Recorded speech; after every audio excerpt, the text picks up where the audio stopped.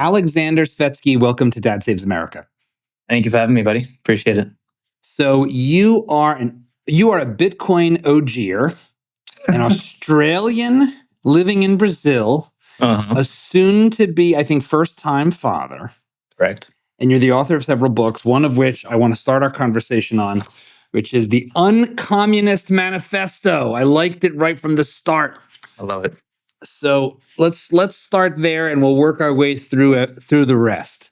What is the UnCommunist Manifesto? It's interesting to have a manifesto that starts with the thing that you're not. Yes, indeed. The name gives it away obviously in one sense, but at the same time, the name was accidental. It came after we wrote the book. So a good friend of mine, Mark Moss, who have you and Mark met yet or no? No. Okay, I've got to get him on your show. He's awesome. So he and I were in El Salvador just after Bukele passed the Bitcoin law, and just before it was implemented. And we were sitting at a table having lunch, and he asked me a question. He said, Svetski, he's like, you read a lot, you're a history guy, all this sort of stuff. He said, have you ever read the Communist Manifesto? And I looked at him, I said, why the hell would I do that?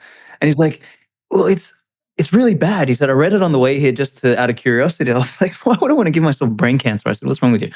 And anyway, he sort of said as a passing comment, he said, someone should write like a rebuttal to this, like a manifesto that's short, concise, because what he did point out about it was it's one of the most read political science and economics books in history.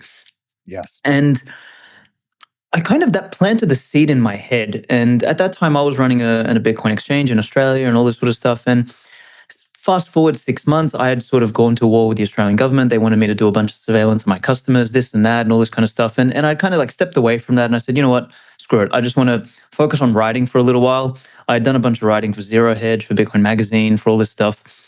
And for whatever reason, the seed that Mark planted in my head sort of sprouted up. And I give him a call. I was like, hey, you know that suggestion you made a little while ago about us writing a book to kind of rebut the Communist Manifesto? I was like, yeah. I said, what are you doing over the next 2 weeks?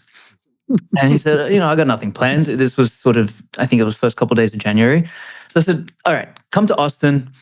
Let's lock ourselves into an Airbnb and let's write sort of this book. And initially we were thinking of calling it like the Libertarian Manifesto, the Individualist Manifesto, the Sovereign Manifesto, like something like that, right? Yeah. And I know the world's changed obviously in the last couple of years, but if people recall, this is sort of end of 2021, early 2022, it was like peak woke, right? Like the world had lost its mind, lockdowns, masks, this, that, like all this sort of madness. And we just wanted to say something contrary to the prevailing narrative and put it in a format that was easy to digest, concise, et cetera, and took like complex ideas and made them readable and digestible in a fast way. So anyway, we wrote most of the book, and just the name wasn't landing.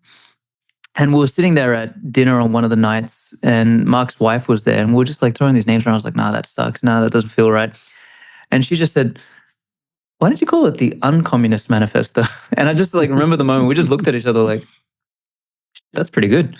And we sort of went with that. But anyway, I know that's not exactly the question you asked me, but that's sort of the premise of what it is. So it became this, it wasn't necessarily a rebuttal. It kind of started like that, but it became a book with its own message, which was how would one, what are the principles one would necessarily need to adopt in order to establish a society or a cultural world in which liberty, sovereignty, responsibility was sort of the prime virtues. And we put that together, and yeah, man, it was a success. It got us on everything from Jordan Peterson to Alex Jones to all sorts of stuff. It was a hit at the time. It was great.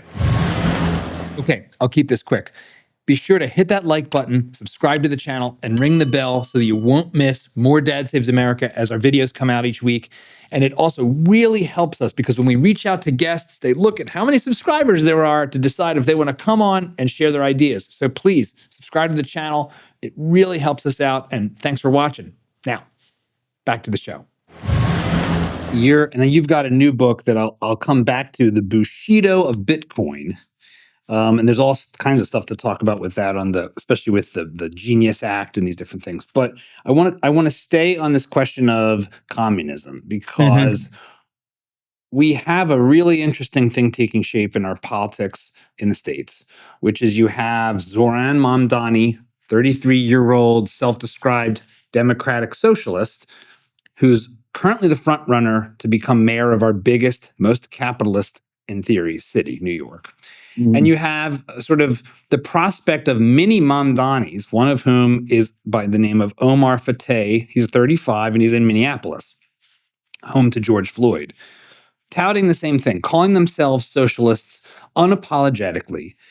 And the folks in this side of the philosophical landscape will often play games, in my opinion, parsing, well, no, I'm not a communist, I'm a democratic socialist, this or that distinction. But then they'll call themselves comrade at their meetings and they'll talk about seizing the means of production and the abolition of private property, which is communism.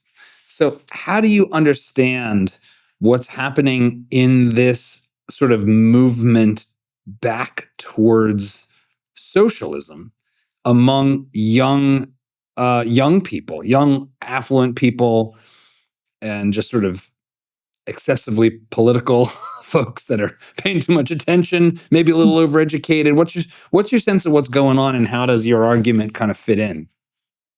I think two things are happening at the same time.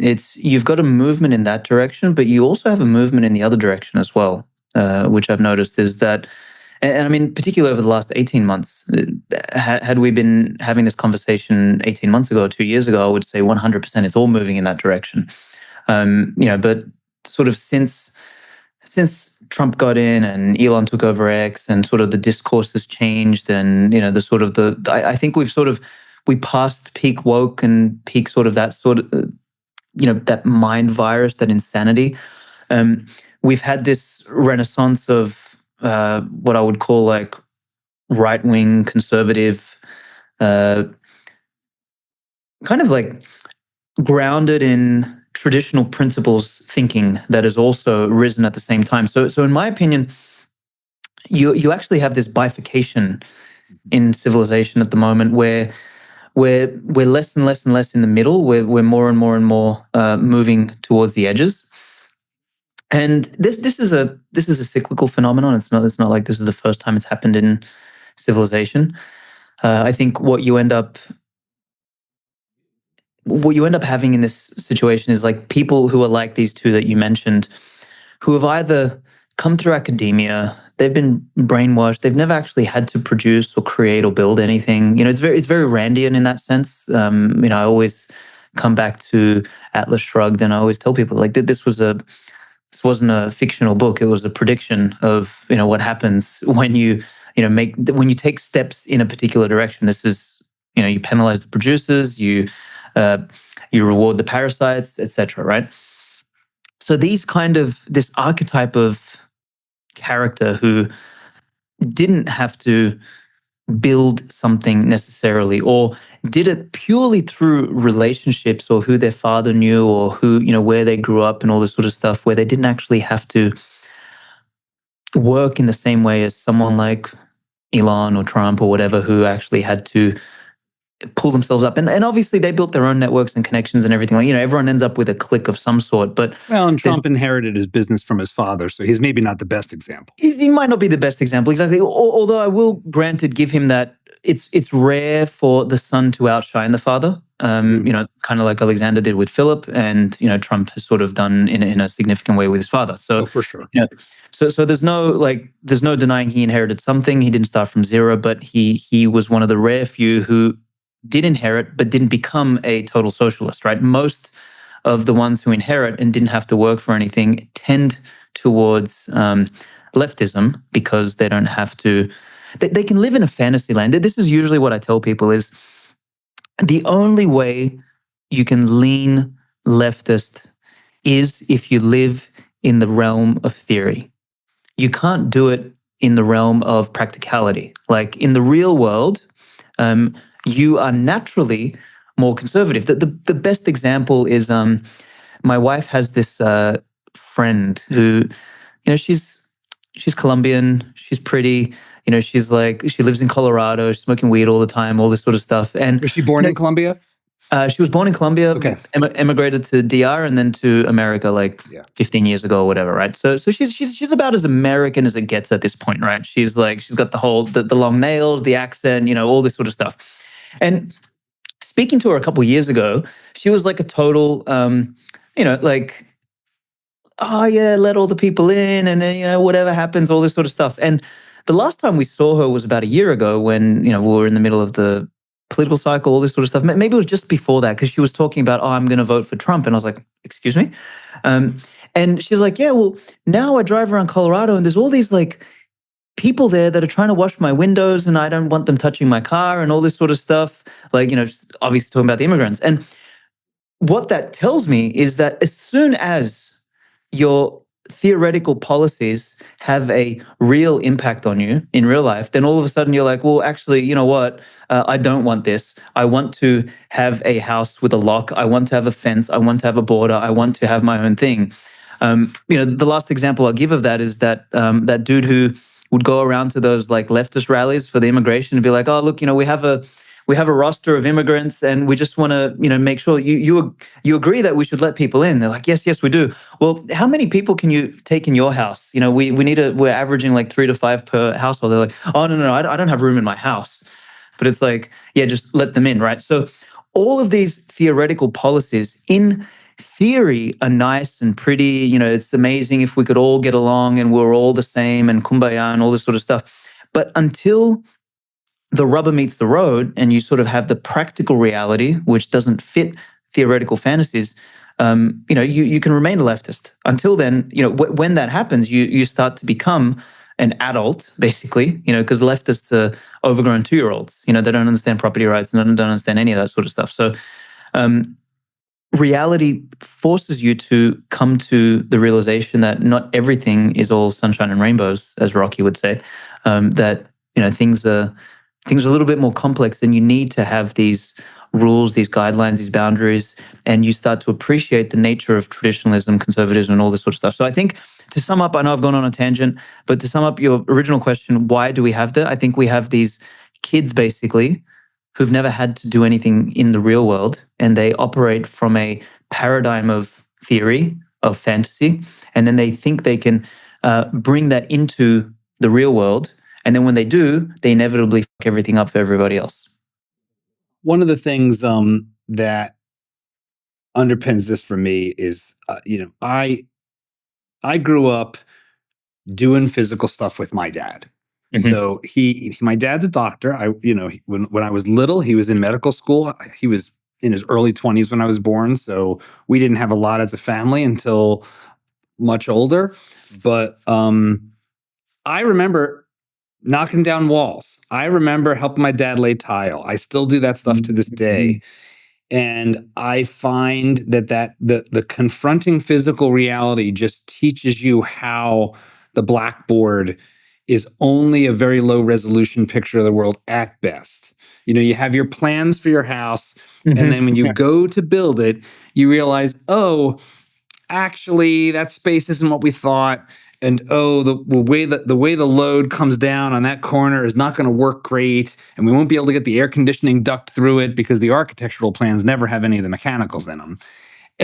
And the world is filled with compromises and shims and hacks, and all of them require you to understand the need of that time and place and moment, which is the way, Hayek and Mises and the Austrian economists that I think inspire Bitcoin saw the world. That was their argument against socialism. You can't aggregate knowledge into some academic mind and have a central plan for the society. That's not the way reality works. Reality is this crazy, messy, dynamic thing, and you need decentralized individual minds with sovereignty and the ability to choose and decide and act or not act.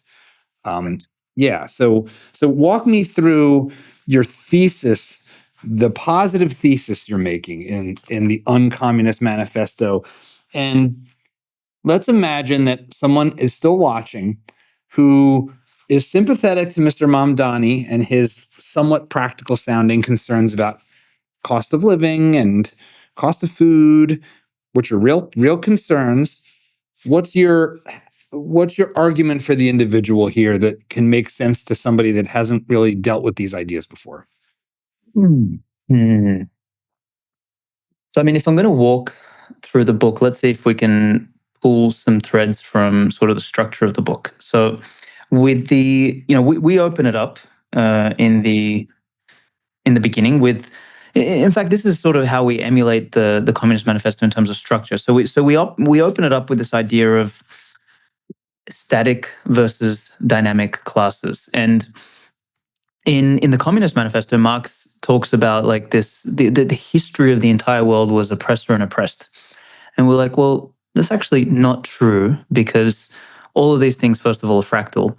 And second of all, what you want is a structure in which the classes are dynamic, where people can actually move up and down depending on competence, depending on skill, depending on value, virtue, how they live, decisions, and all this sort of stuff. So much more dynamic. Once again, that word is really, really important, because life, as you mentioned, society, civilization, all these things are dynamic. None of this stuff is static and can be planned and decided beforehand.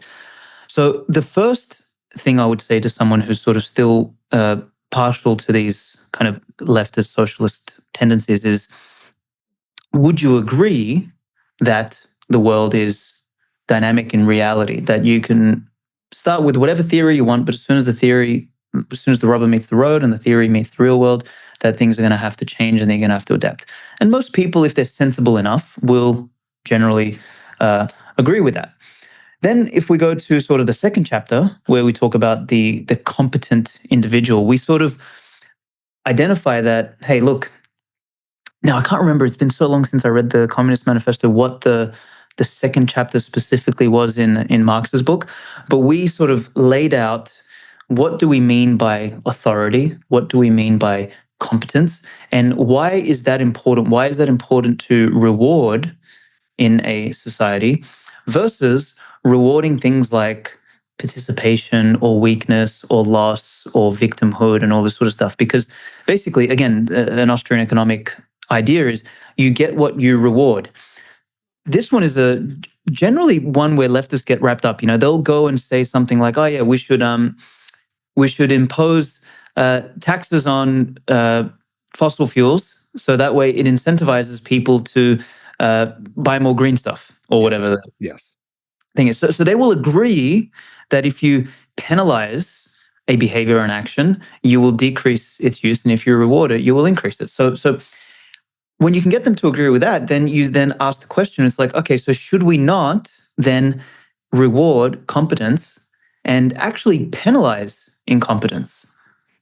And if you can get them across to that piece, then they will start to, okay, all right, there's another light bulb in their head that sort of pops off. It's like, okay, well, maybe we shouldn't just be helping the worst people in society. We should be helping the best people and give them more of a boost. And you create the mechanism for more people to move in that direction. So then the third part, we talk about the, and this one I remember specifically in Marx's book, he talks about the versions of communism that are not real communism. So he talks about how socialism is weak and this and that, all these sort of different types of socialism. And then he proposes the best alternative is ultra socialism, in other words, communism. And we should just appropriate everything and everything should be run centrally managed. We did something similar. We said, okay, what is capitalism? And I'll define that in a second, because we did something smart at the book for capitalism, which kind of set the stage for this third chapter. But what we did in the third chapter is we said, okay, let's define the different forms of what people think are capitalism today. Yeah. And the main one I remember that we wrote about was this idea of crony capitalism. This is one of the things that's so hard about the dialogue around what we have and what we should be more or less like, because the argument is always, we have a free market. We have capitalism. As opposed to, no, we actually have a very heavily intervened mixed economy in which the government spends like 45 cents for every dollar. Mm-hmm, So that's not a free market, that's a mixed economy. Can we start with the facts? Yes. We almost never start with the facts with these ideological conversations. It's always in the abstractions, and then it does seem like there is a ratchet effect on that because, and actually, I'd be curious if you think libertarians or hardcore free marketeers fall into this category too, of the sort of no true Scotsman fallacy. Like, we can't talk about anything in the middle because, the communists are always going to say, including in the comments section of this video, real communism's never been tried. But to some extent, free marketeers will say the same thing. Real capitalism's never been tried. How do you, how do you grapple with that? Because you're kind of heading in that direction. That you've got all this spectrum of different ways people think they know what we have. So the way we handled that was we defined capital in the beginning of the book. So what we did in the beginning was we had this definition section, and I've gotten so many comments on this from really people. Great. Yeah, I appreciate it. People have reached out to me many times. Like, yours is the first book I've ever read where definitions are at the start, and I was like, oh, why the hell is that there? But when I read it, it made the rest of the book make sense. And the two that I'm most proud of was the definition of capital and capitalism. So we said, okay, capital is just natural resources, time, and energy. If we sort of condense it down to that, and that's kind of like tangible capital, and then intangible capital could be anything from like ideas and inspiration and all this other stuff, right? Capabilities, skills, exactly, character, all this sort of stuff. So if we assume that all of these these forms of capital are useful, good things that we all want to have to varying degrees, capitalism is the process, and there's two words here, of using that capital more effectively and more efficiently. So we kind of took capitalism as a process, as a thing, as a concept outside of the political paradigm, and moved it more into the process paradigm. This is like a naturally occurring thing. All human species do this. All biological species do this. They try and take their capital and make the best use of it.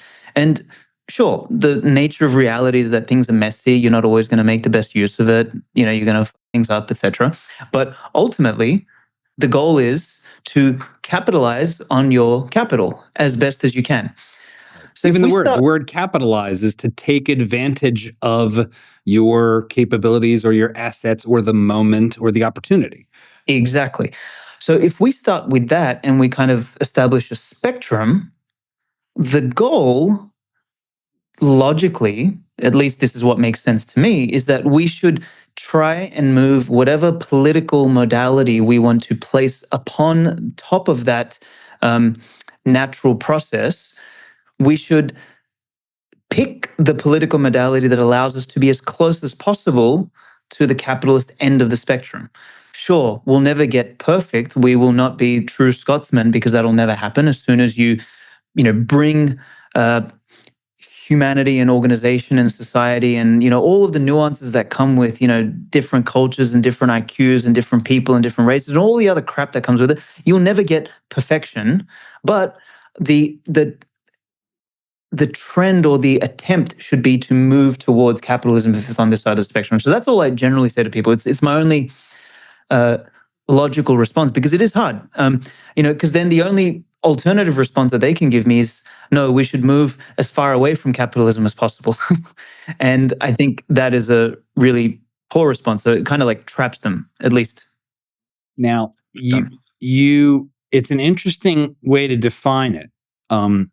Because I know, thinking back to Smith, and it's been a while since I've read Smith directly, but I believe Smith defines capital for his use as essentially stored labor, which makes a lot of sense. And Smith is in that, like, okay, I earn a living, my money from my paycheck goes into my savings account. That is now my capital, as in financial capital, but it is a representation of the work and effort and value I created to get that money in the first place. Smith was, like Marx, sort of operating in the world where the subjective nature of value hadn't been really fully worked out philosophically. Yep. So you have this labor theory of value, where value is derived from the labor you put in, which is falsified the second you put a lot of effort into something that nobody wants. Correct. Yeah. It's like, well, labor is how much work you put in. It's like, well, yeah, but I know for a fact I've done things that were a lot of work and that no one liked. Yes. So it's not how much work I put in; it's whether other people value it, which is subjective. Yep. I mean, that's the example I always use, and it's a crude one, but I always say, look, imagine if you decided to make a flying machine, and you got a sofa, and you put a bunch of balloons on it, and then you wrap the fan on it, and you're like, okay, I'm going to sell you a flying machine. People are like, why in God's name did you spend 2 years building this, you absolute idiot? Like, I'm not going to buy that from you. So this is like totally the labor theory of value is moronic, and it kind of tells you someone's, I don't know if it tells you someone's IQ, but more or less their level of critical thinking, if they sort of still believe that, because it's easily falsifiable. But where were you going with this? I'm curious. Well, where I was going with it is your definition. To play a devil's advocate role of your definition, is it a little bit of a tautology? So you start with a definition of capital, and then say, which is like, okay, assets, potentially valuable assets, to summarize it. And the system of capitalism is that which is most efficient at deploying those assets. I think the communists, if they're sophisticated, would say, well, that's exactly what I believe communism is. Communism is the most efficient way for us to distribute the capital of the society to the maximum benefit of all people. That, I think, is what they would try to come back at if they were trying to be honest and engage you in good faith. Fair.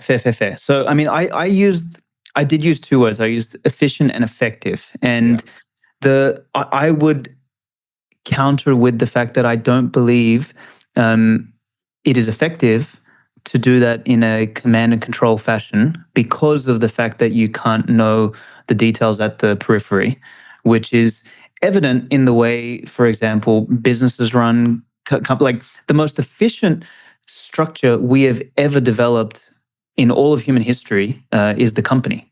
And the most effective companies are those which structure themselves in teams that are as decentralized as possible so they can target particular problems.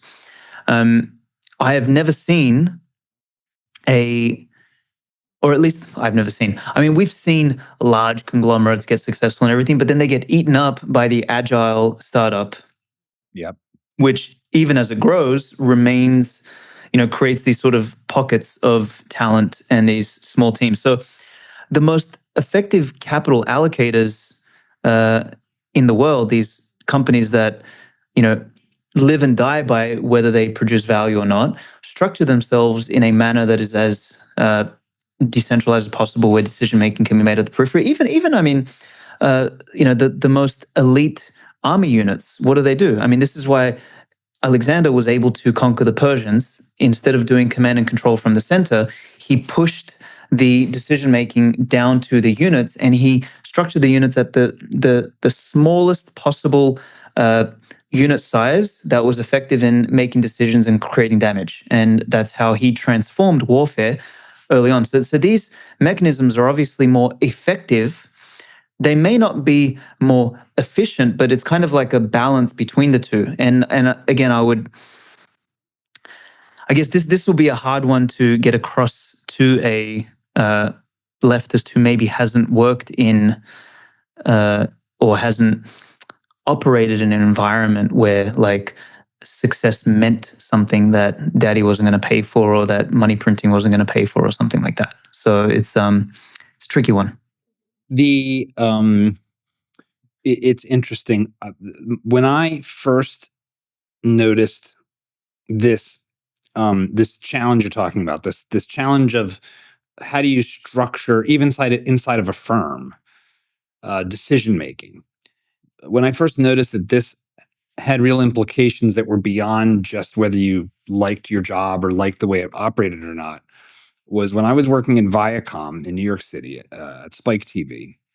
and throughout my time, I was at Viacom, which is now called Paramount, maybe called Skydance soon. I don't know, but pretty big company. One of the big conglomerate media corporations had something like 20,000 employees, and the centralized services of the company, like IT and HR, were the places where you saw the least utility. Yes, 100%. Yeah. And they would swing, especially IT. It would swing from in-house management, centralized, to try to serve all of the channels and all of the divisions. And then they would be like, this sucks. And they'd outsource it all to IBM. And then they'd get sick of paying IBM and they'd insource it and they'd build some new internal centralized structure. And what I quickly realized is, you know what I'm going to do? Thank you for my computer. I'm immediately going to wipe the hard drive, reinstall it myself with the software I actually need, because I know what I need to get my job done. And you guys with your tickets and your wait in line and get 3 levels of approval to get Final Cut on my computer have no idea what I'm doing. You have no idea where I create value for the channel. And it was like very practical. And I feel like some of this stuff gets very high flying. But I think all of us sort of have experienced in one way or another that kind of, it just looks like someone is stupid or doesn't know what they're doing, but they literally don't have the knowledge of the job needed. Yeah. They don't know. Yeah. They're not there at the front lines of the business. They have some theory and they go and they have a meeting on Friday afternoon to talk about how to improve efficiency. And it's all blackboard. They might as well be academics. Totally. And actually, what you're touching on there specifically ties into what we said earlier about theory and specifically the obsession on efficiency, because this is all theoretical efficiency. It is theoretically far more efficient for everyone to do the same thing in the same way at the same time and all that sort of stuff. It's absolutely theoretically efficient. And that is the communist sort of fallacy, is that, on paper, that makes perfect sense. Like if, I could literally design something, and if everyone just did that and had no personality, had no opinion, had the same job and all this sort of stuff, then sure, in that fantasy land, somewhere that doesn't exist, that is fantastic. But in reality, you have to balance efficiency with effectiveness. Sometimes you have to do the least efficient thing that is the most effective in order to deliver the result in the real practical world. So therefore, like if you sort of like have to balance those things, you have a better sort of relationship with how to then utilize or capitalize on your capital, which is more on the end of the spectrum. That is, hey, the world is messy, reality is fucked up. We have to choose what to do in the optimal ratio between effective and efficient. Where did you start to learn this lesson for yourself in your own life? I mean, I want to keep going through some of the big ideas, but you wrote this book and others. Where when we talk about the school of hard knocks and reality, what were some of the things that gave you like tangible? Oh, I see how this actually works. I see what's really going on. Yeah, man. I would say business. Honestly, business. So I funny you mentioned earlier about working with your dad. So I worked with my uncle, and he was a carpenter and a builder, and I've laid so many floors, tiles, and wood, and you name it. We built this like beautiful sort of like granny flat in the back of his house and all this sort of stuff. So I think that taught me a lot.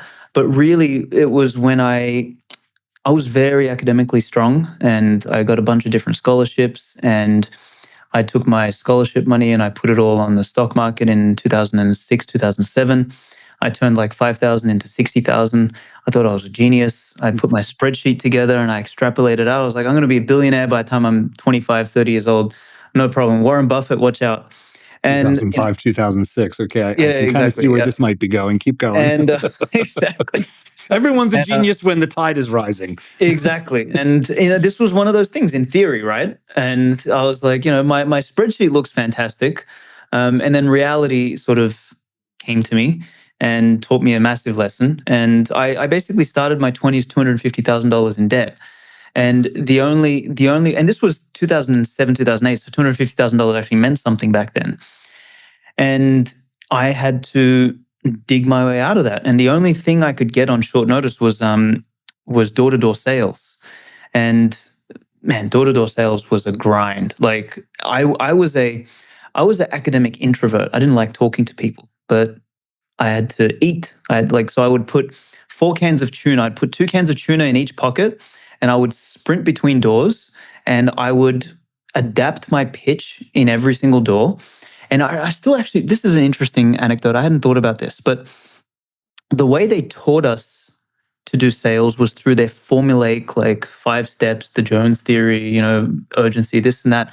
But I never followed their formula. I created my own ability to communicate with people at the door, which I consistently knocked on probably 50 or 60% less doors, but I would get double the sales from people. I was able to hook, establish a fast relationship, and sell them on the product. I was selling paid television. I didn't even have a freaking TV. I was living on someone's, lounge room floor, but I would only eat if I got a sale. And where was this? Where were you? In Australia? yeah, in Australia, in a place called Wollongong down on the coast. So I kind of slowly dug myself out of debt on this, and then I, got together with one of the other sales guys, and I was like, "Look, we're making this guy all the money." I said, "How about we set up our own sales company? We'll get our own products, we'll sell those." We built that up, and then he ended up taking half the money out of the bank account and disappeared, left me with all the taxes and all this sort of stuff. So I got another lesson where I had to sort of start again. Then I built a solar company. I built that up, and I think this was probably the one that gave me the sort of the early lesson between theory and practice. So we were installing solar panels on houses, and the average system might have been about 12 grand. We would probably make a 20% margin on that. The payment came in 2 parts though. Part of the payment came from the customer, so half of it, 6 grand, and then the other 6 grand came from the government. Ooh, so we would get to float the cost waiting for the government. Exactly, spot on. Yeah. So when the rebates and all that sort of junk came to an end, like the government basically mismanaged the money, they ran out of money. They said, "All right, we're cutting the rebates in 3 weeks. Whoever doesn't get signed up between that time misses out." So we made, on paper, all of this money because we signed up all of these people that were sort of on the fence and everything like that. We then spent the next 6 months installing. And when it came time to get paid by the government, they paid everyone 50 cents on the dollar because they ran out of money. So I went from making a couple $1 million to losing everything overnight. And that was where my original, call it distaste, mistrust of these sort of central planners and everything came. I was like, how did these morons completely fumble this? And then how was I stupid enough to believe in this? Where on paper I thought I was a millionaire at 24, and in reality I was bankrupt. And all of these, I say that experience not because it was the only one, but it was, the kind of experiences that taught me that no matter what your plans are, no matter how much you think you know something, no matter how certain it is, whatever, something will come out of left of field and it'll derail you. And, that coupled with, I guess, my curiosity around economics and, money. And I went down I was a gold and silver bug in 2010, 2011 after the financial crisis, because I went down the Mike Maloney and all that sort of stuff, trying to understand how I got this stuff all wrong. So all of these ingredients together, I think kind of, I had theory and practice together that taught me that life is a little bit more complex and messy than what we can be taught in a textbook. And I think that's why I can sort of speak about it with some level of authority, because I've sort of lived this in some capacity. One of the things you're touching on that is this very brass tacks reality, and I built a budget spreadsheet, which does require you to have a tolerance of spreadsheets to use. It's over at our website on dadsavsamerica.com. But it's not simply a budget, as in what are you going to spend this year? It maps it over the 12 months. And it's basically modeled after a business cash flow. Because one of the things that I certainly didn't get taught when I started to be entrepreneurial, and I definitely didn't get taught it in school in any sense, is that you spend money in time. It's not an annual budget. There is a particular time where you're going to have the expenses. And whether or not you have the cash to pay at the time, cash flow will Yes. determine whether you live or die. And I had good mentors that told me cash flow is king when you're running a small business. You don't want to get upside down, which is what you're talking about, where you had, in theory, on paper for the year, you were in the black, but when the time came to pay the bills, you didn't have the money in the bank because that was delayed. And this is such an important lesson, just at the level of your individual life. Like, you have to look and say, okay, I am going to have certain bills. We know some of them, and then we don't know others, right? So we might know that, oh, we pay our car insurance once a year, and so I can trick myself into thinking I have more savings every month than I do. And then the bill comes due in November to renew my car insurance, and I'm short.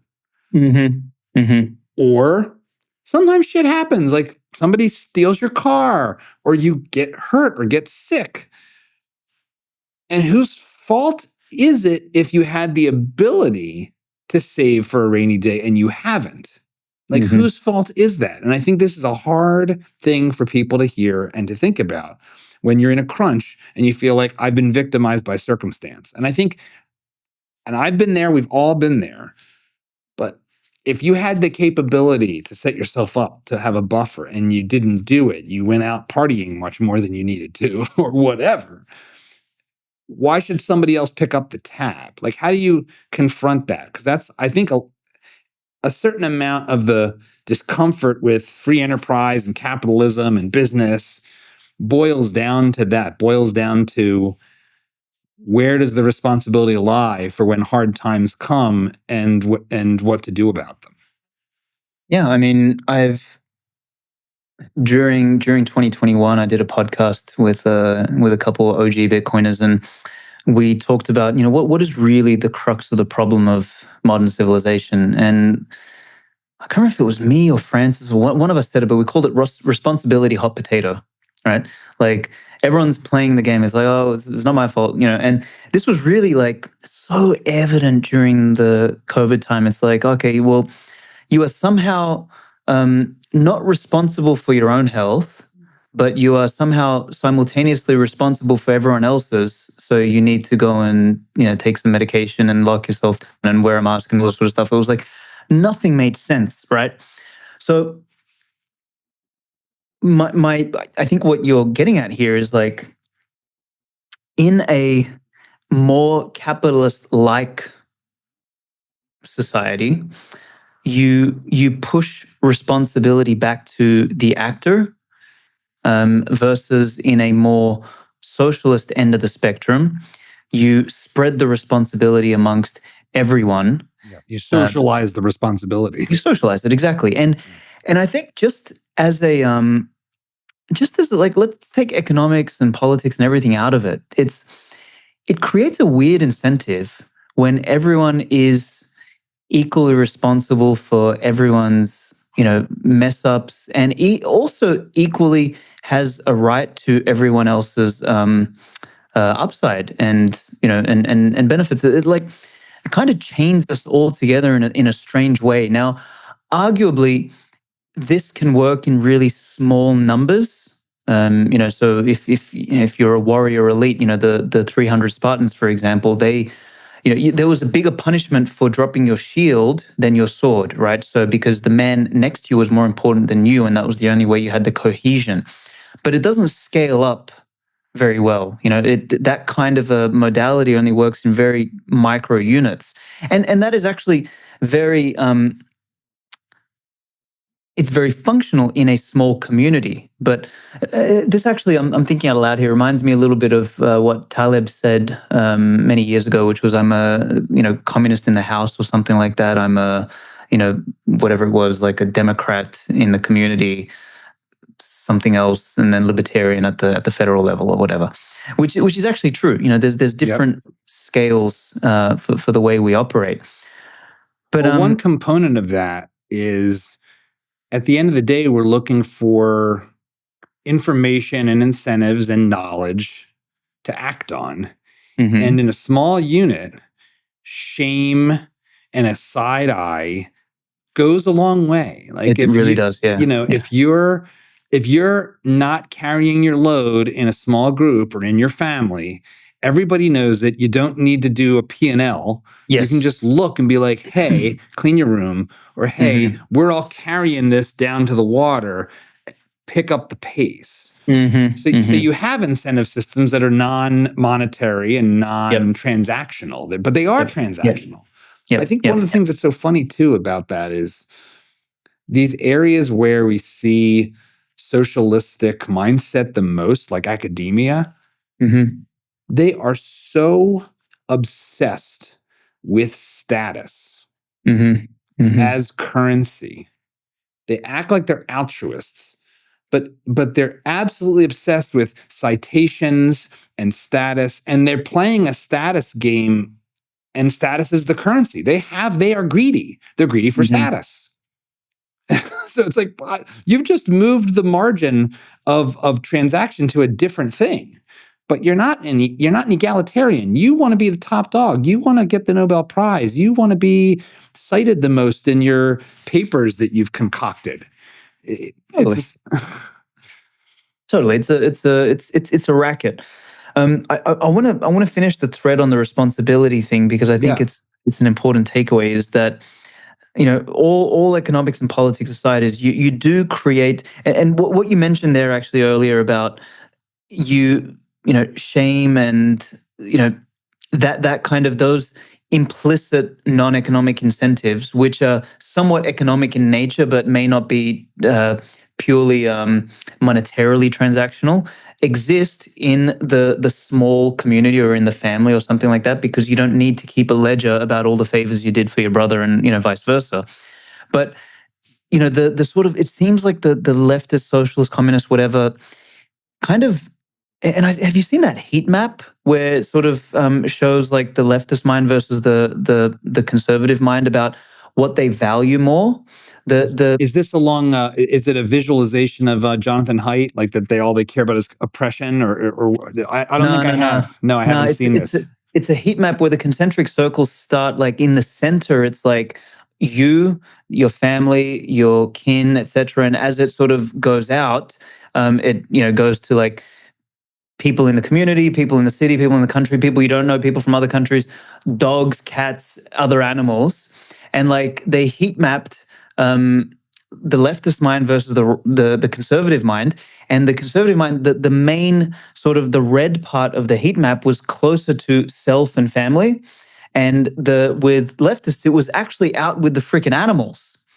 They value outsiders more than they value insiders, which is a really strange like psychological perversion, because they try then to apply what people like us, normal people, would apply to our kin, those around us, and be like, okay, yeah, well, we don't need to keep a monetary ledger every time you do me a favor because you're my friend or you're my brother. Yeah. They do that with the outsiders, not with the insiders. With the insiders, they'll try and like, it's not like, oh man, I've got this, I won't say who, but it's a relative of a close friend of mine who does that with her sister. Like it's incredibly insane, but with other people, she'll act completely different.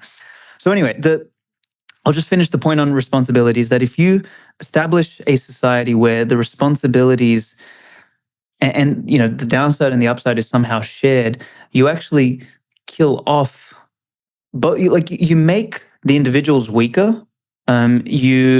But both the weaker individuals and the stronger ones, you lose the natural hierarchy, you lose competence, you sacrifice all of the stuff that would actually cause a group to rise, and you chop the legs off the good ones and you give the dumb ones a pedestal, and you create this like kind of like grayness, this sameness. And I just think economics and politics and all that sort of stuff aside, it's a very strange setup to not allow the people who make the decisions to take on the responsibility to get the punishment or to get the upside from the things they do, because then they cannot learn. And if you can't learn, you can't adapt. If you can't adapt, you just end up the same. And I think that's just a really, really weird way to view life, all other things being equal.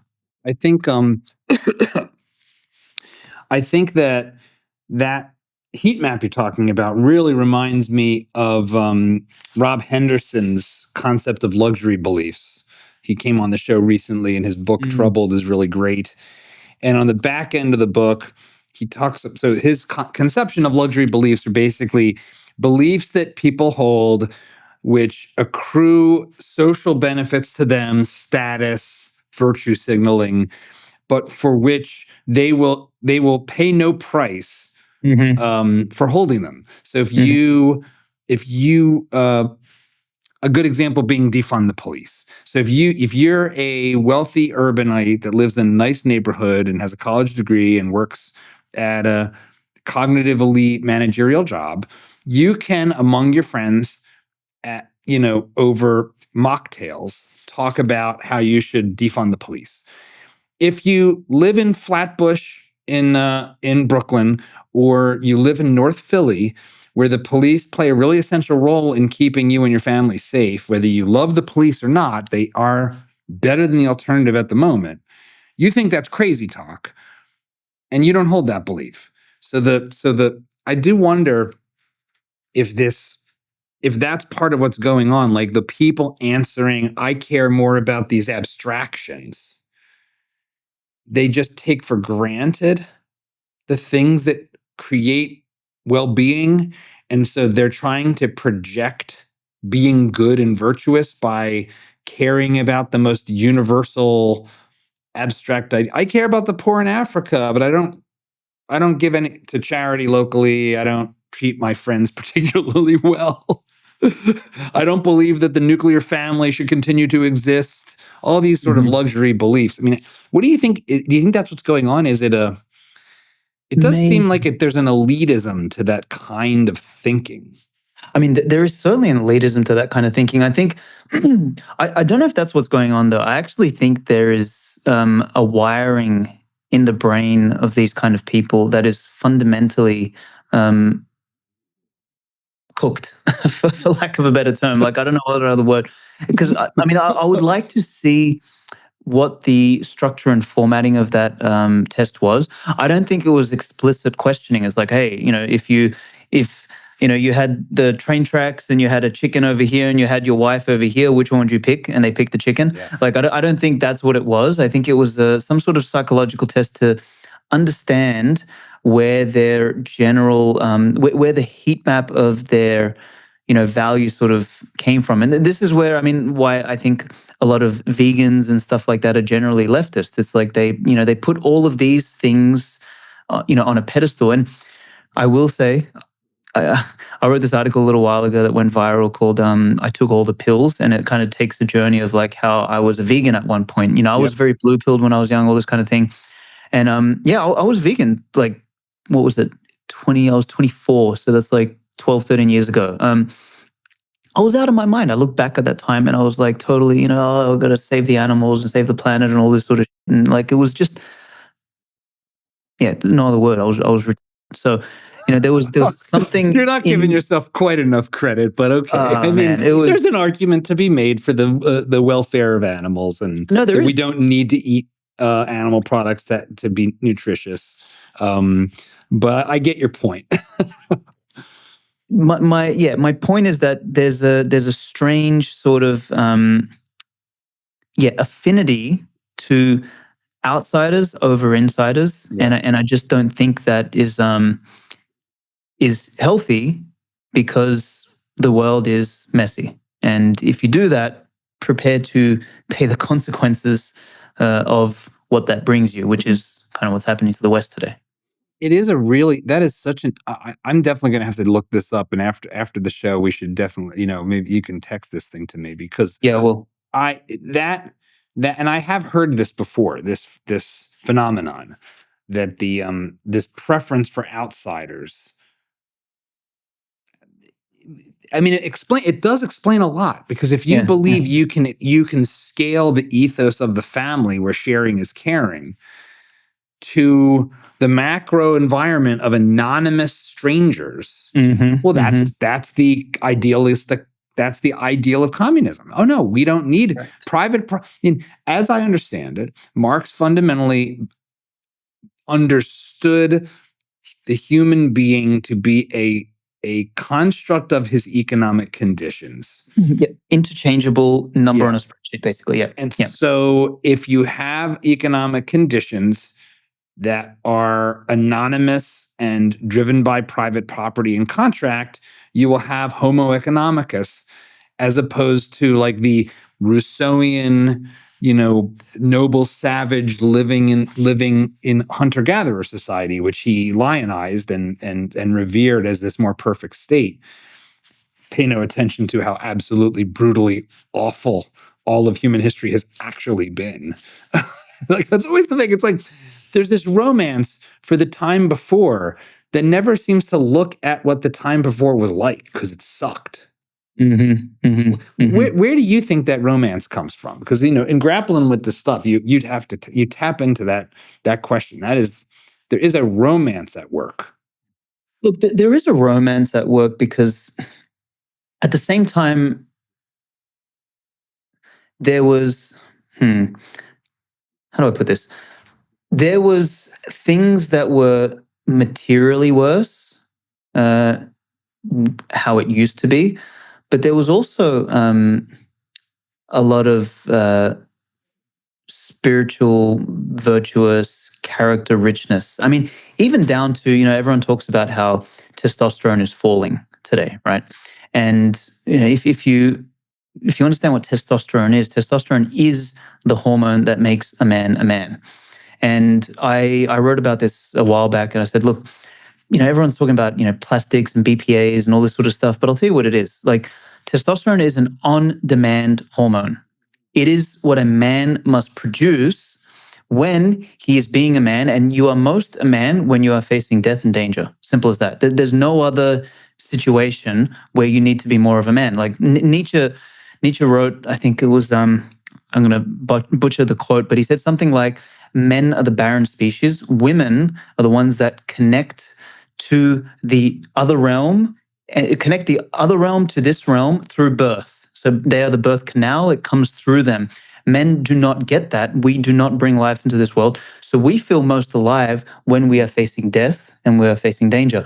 And what creates that in us is the existence of testosterone. Now, in the modern world, we have increased material affluence so much that we've increased comfort. And a downside of that is the conditions whereby testosterone doesn't need to be produced. I don't need to produce testosterone to tap on this keyboard. It doesn't matter. But I need to produce it to go to war, to, fight, to build something, to do any of that sort of stuff, right? So there is a valid element of romance about the quote unquote noble savage, because that is fundamentally A, where we came from, B, there is sort of nobility in the in our relationship to our blood, our kin, our territory, our soil, and what those who came before us had to endure in order to establish the foundation upon which we can build. Doesn't mean we go and knock everything down so that we can go back there. No, I think that is stupid, and that also diminishes the reverence and the value we should have for what they did in order for us to be here, right? But I do sort of get, in some sense, the Rousseauian, at least, not the Marxist viewpoint, but the Rousseauian sort of romance around the kind of people that existed in the past and what they had to deal with. Like my favorite person throughout all of history is Alexander the Great. I think he was the most incredible, most noble, most courageous person who ever lived. And this guy didn't do what he did for the money or for any of that. He did it for the mission and for the glory. And when I say glory, not in the the Andrew Tate sense of glory. I mean, I'm talking about being the person who crossed from the west side of the world to the east side of the world on foot and on horse through blizzards, through deserts, through rivers, through valleys, through mountains, non-stop, and would not let anybody stop him. And if it meant peaceful negotiation or warfare negotiation, it didn't matter. I'm getting to my goal. Like that kind of character, when I think about that, like what it took, who you had to be to transcend the pain, the suffering, the torture, the blood and guts, and like all that stuff along the way, it makes me wonder what happened to, man, like the kind of virtue and the kind of honor, the kind of character you had to have to be that. So I can appreciate some amount of the noble savage idea, but the idea is to not remain a noble savage. It's to, have maybe a kind of like a what's the word? Like a tether to that, but to become a noble, sophisticated person, with the capacity to be savage, like this is sort of the capacity to be dangerous if needed, to remember that what makes a man is, the danger and pushing yourself and actually confronting death, but not to tear down the framework and the constructs of everything you've built, unless it's so rotten that it needs to be torn down, which is a whole other discussion. But anyway, I don't know if I've made a point there. No, I think actually you've touched on something that's really deep, and it's funny because as much as I was sort of throwing Marx under the bus for his romance, and I stand by that, this concept of alienation has been one of the few things in my readings of him that I think like has this element of real truth, that in a complex modern society with a lot of division of labor, where the role you're playing in the process of production, whatever that might be, is sort of specialized and narrow, and it doesn't like encompass the whole thing. Like you just make this one piece, you don't get the same kind of satisfaction, perhaps, as you would being more of an architect of your life in a simpler time, where you have to, know how to thatch a roof, and how to go out and hunt for food, and the product of your labor is very tangible. And I think you're touching on something there in the in that framing of, I think, masculinity is really important, because we don't know what to do next with this world we're in as men. Like we really don't. Our sons are suffering as a result of this new world, this sort of comfortable, relatively speaking, world. And you're going to be father. Do you know whether you're having a son or a daughter yet? Is that what's the situation? Yeah, it's a son.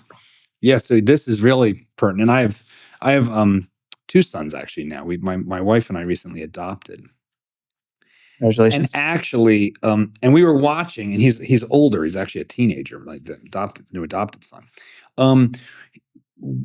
We were watching last night and all week Band of Brothers, and it is very visceral. The like this, I mean, it's literally visceral. The whole thing is just you're in the trenches with Easy Company, watching the nightmare of like gaining ground and losing ground on the battlefield. And it all seems horrible and barbaric. And it's also been the nature of human reality since time immemorial. And it just begs the question of what will replace the lessons we learn as a creature from that kind of struggle that we clearly sort of need. Yes. Like, if we are going to achieve peace, like we're basically, we took the peace dividend. Another way to put what you're talking about is we have this sort of modern peace dividend, and it's turned into extended adolescence. Yes. Yeah. And weakness and feminizing, which for a man is not great. There's nothing wrong with the feminine, but to be excessively feminized is not healthy or good. And I think there's so much of our friends and our kids are grappling with this. How are you thinking about it? Man, it's a huge topic. So like there is a price to material affluence, and this is related to what you said earlier also about the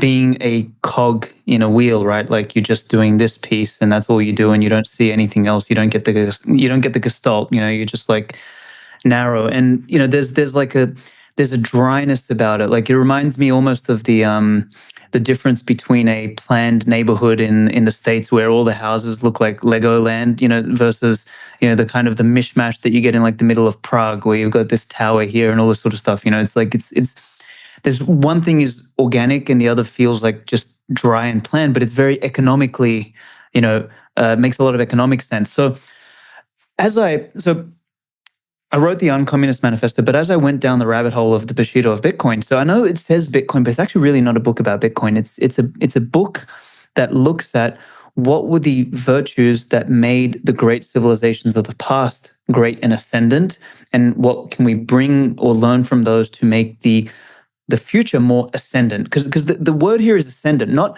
economically more viable, not richer, not more materially affluent. It is ascendant, and sometimes to ascend, you need to depend more on character than capital, right? There's two parts here, and for me, the question of or the price of material affluence is lost on us sometimes because we get so caught up. Like, I was a total hyper Austrian economist, and after writing this book, I've kind of like not stepped back. I recognize the importance of the Austrian economic framework, but I look at it as purely a foundation, almost like the plumbing in a house. I don't care about the plumbing. I don't want the plumbing to be visible, but it's extremely necessary because if I don't have plumbing, my house is going to be drowning in sewage very shortly. So I need to build it. I need to recognize that that exists. But the beauty of the house is what rises above the plumbing, what transcends the economic component. And I think about sort of I was in Italy for my honeymoon with the wife a couple of years ago, and we went to Florence, obviously. And you have this city that was effectively built by the Medicis, and they took their economic prowess, but they channeled it into art and beauty, which was not necessarily economically sound. Like if you got an accountant to, measure whether, or a financier to measure whether building this cathedral for 300 years would make economic sense, they'd be like, no, you're an idiot. Like you're better off, going to, to war with your neighbor and taking his, money, whatever the case was. There's much better ways to make money, but take your money to the markets in Milano and Exactly. Get net present value out of interest, like you've been doing, Mr. Medici. Exactly. Stop messing around with this, Da Vinci guy. He's just a crackpot. What are you doing? You're wasting your time with this guy with all these crazy naked pictures and these flying machines. He's a kook. But there is something higher, right? And this is I think the duty of the great men. And this is what gets lost in a civilization or a society that indexes too much for economics, be it sound Austrian economics or be it crony socialist economics. It doesn't matter. You need to find something higher to index towards, and this is where I think about ascendance. So, like the word excellence. So in the book, there's a chapter on excellence, and in every single virtue chapter, I start with 2 pages of etymology, and I look at what does the word mean. And then the word excellence comes from egg and celere, not egg like the egg, but eg, which means effectively that the basis of the word is to climb a mountain, to transcend the average, to separate oneself from the baseline. So excellence, and I would say the other one is beauty. They're the two sides of the mountain that transcend and sort of lead to something higher, something that we should aim for, but must sit on a framework of sound economics. Sound economics gives us the material comforts, but the pursuit of excellence and the pursuit of beauty stretch us, particularly men, because this is like, we're not designed for comfort. Like, the more you make a man comfortable, the less you make him like a man. Comfort is for women, because they are designed, and I don't mean that in a bad way, but it is, women are designed to bring life into the world. So they need more comfort. They need more stability. Women are naturally chaotic. So therefore we need to create some level of safety and comfort around them so that they can be as stable as possible to bring life into the world. Men are the complete opposite. They need to be in a state of danger, stress, threat, challenge, all this sort of stuff in order to grow, in order to become men, in order to have character. In fact, I'm going to send you this piece that I'm writing now, which is the difference between like men and women on like, men are designed and build value through scars. If you go and scar up a woman, you actually devalue her. But if you scar up a man through experience, like, he becomes more valuable. So like we are fundamentally different in that sense. Which is why time and age and everything treat us differently. But anyway, coming back to this. Yeah, just linger on that for just a moment, though, because there is these are, you've packed a bunch of uncomfortable realities into that little riff, right? So let's linger on some of them for a moment, because it's easy to say some of these things and either be like, oh, well, that's being provocative, or, oh, it's a kernel of truth that gets taken too far. But it is a fact that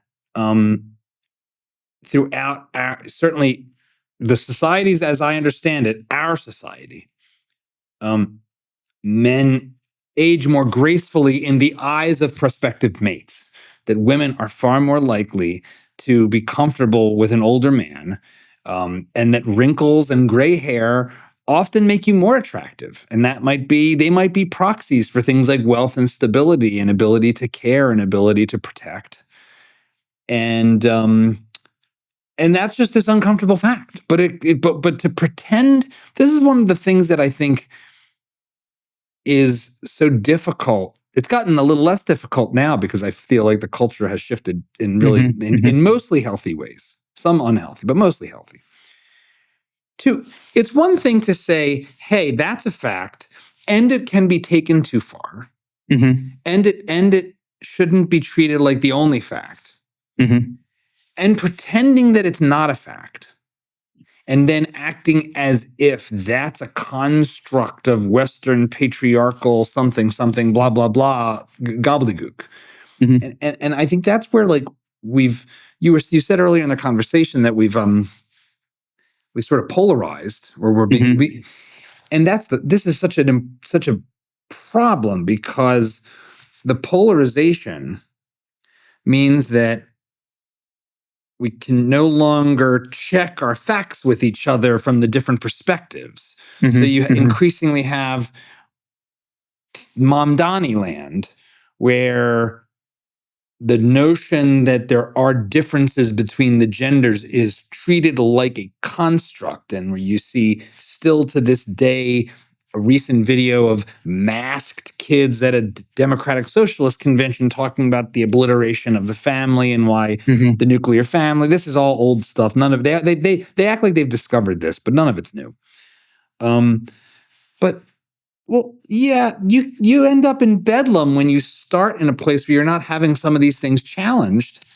At the same time, like, you take hypermasculinity too far, and you're going to see this, I think, like, there is a thing that happens to us as men when we become fathers, and actually our testosterone does naturally go down with age, and some of that's good because we become the elders and we become more moderated, and we that sort of impulse towards action gets muted by these forces that you could say are feminizing, but it's just age and wisdom, and this is the way it gets expressed. And so I feel like, how do you think about navigating these kinds of thoughts in a healthy way, especially, again, to bring it back to, like, you're preparing to be the father to a son? Yeah. So Man, there's so much to unpack. So there's I'll say one thing and then I want to read. I found a little passage here that I started writing on that men and women thing. The polarization is leading to a complete sort of binary setup. And when the problem with the world is it's not binary, it's analog. And there are, Gradients. exactly, everything is a gradient of some sort. Now, if you zoomed into the gradient all the way, then maybe the gradient is made up of an infinite set of binaries. But let's not get all Alan Watts on ourselves here. The reality of the fact is that there is a center of gravity for things. There's a center of gravity for men, and there's a center of gravity for women, and there are exceptions. But exceptions don't make the rule. The center of gravity is usually where the rule is made, right? And Jungian sort of philosophy, we've both got masculine and feminine in us, and that is fundamentally true. The question is, where is your center of gravity? I was watching Sylvester Stallone's documentary last night, and he said something, when he tried to deviate his career away from being the action hero into this other crap comedy, this and that. He's like, look, I screwed up and then I came back into action. And what I realized was, just like the famous artist, the Rothko paints the best Rothko. So my job is to be the best at what I'm doing. I can't just do everything. So as a man, you can't be a woman. Maybe 1 in a billion dudes are better at being a woman than a woman, but that is the exception. It is not the rule. It's not a false construct. So I think the only way to navigate these things is to just realize that there are gradients. There are certainly some women out there who are more masculine and more competent in a masculine domain than men. And in fact, on average, let's say. Yeah. Because it is funny, right? Because it goes back to that James Damore paper that got him canceled way back when. You talked about where's the center? The centers are off. They're not that far off from each other at the center.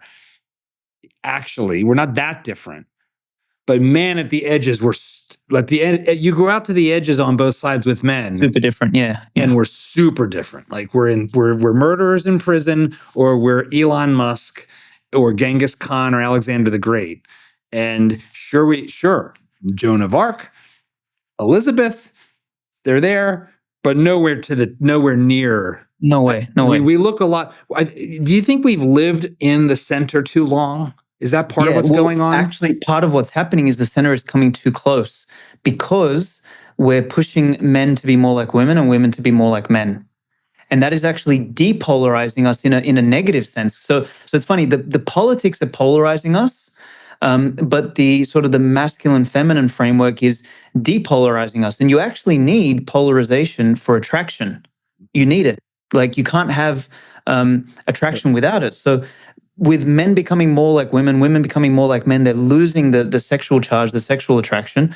And, you're having this whole falling off the cliff of the birth rate and people not, the dating market going out the window and all this sort of stuff. It's a disaster. Now, as you said, you could swing this way too far to the other end. Some of these ultra conservative, there's this thing floating around on Twitter now where there's this Christian women saying, oh, men don't actually need sex. And it's just it's ultra conservatives, get the out of my face. Some of this stuff is just really, really, really, it's too far corrected. It's too square. It's too conservative. And it's hey man, look, young guys, young girls, they need to go out, they need to have fun. Dudes need to get laid.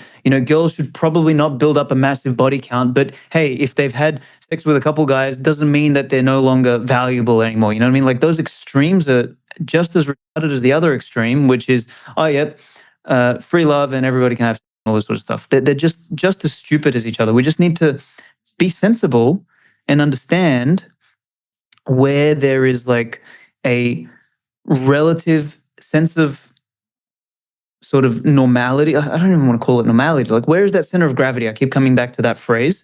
And what makes sense based on our individual constitutions, psychology, and biology. One of the ways I've been thinking about this, well, first of all, let me say that, are you familiar with the research that's been done on the impacts of the pill and girls going off the pill? I mean, intuitively, I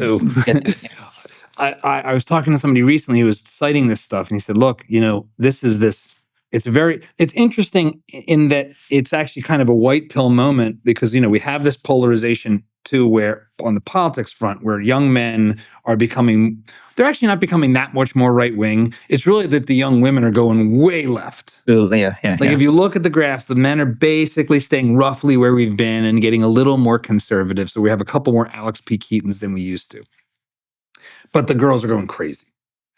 And at the edges, the white pill element was this recognition of sort of it's sort of wrapped up in crunchy naturalism, and I say that lovingly.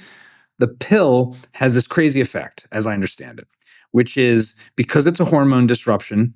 One of the things it does is cause the women who are on it to become more attracted to low testosterone men. And apparently, there is a significant increase in the likelihood of relationships collapsing when women go off the pill. Because what happens is, again, this is a stylized story, but I'm citing a specific study here that's looked at this. Women go on the pill, they like soy boys, let's say, and then they get off the pill because they're getting ready to get married or to get pregnant, and they find their boyfriend or spouse unattractive. Exactly. Yeah. And they look for someone that's more chiseled and more masculine and stronger and more forceful and more aggressive and less agreeable and all the things that constitute the actual norm. And it collapses. And this is this like super uncomfortable thing. And it's just been interesting. The longer I've been doing this show and having these kinds of conversations, the more centered relationships and healthy sexual dynamics seem to be to everything, which makes sense because it's like reproduction. Yeah. It's so you were saying about the norms, and I'll just say real quick, I do think a theme that we've already talked about is like the norm matters, and it doesn't seem like our norms are healthy anymore for the human creature. And they used to be in many respects healthier. In some respects not. We have made some progress, but in some of the ways we've talked about it, like we no longer have healthy norms.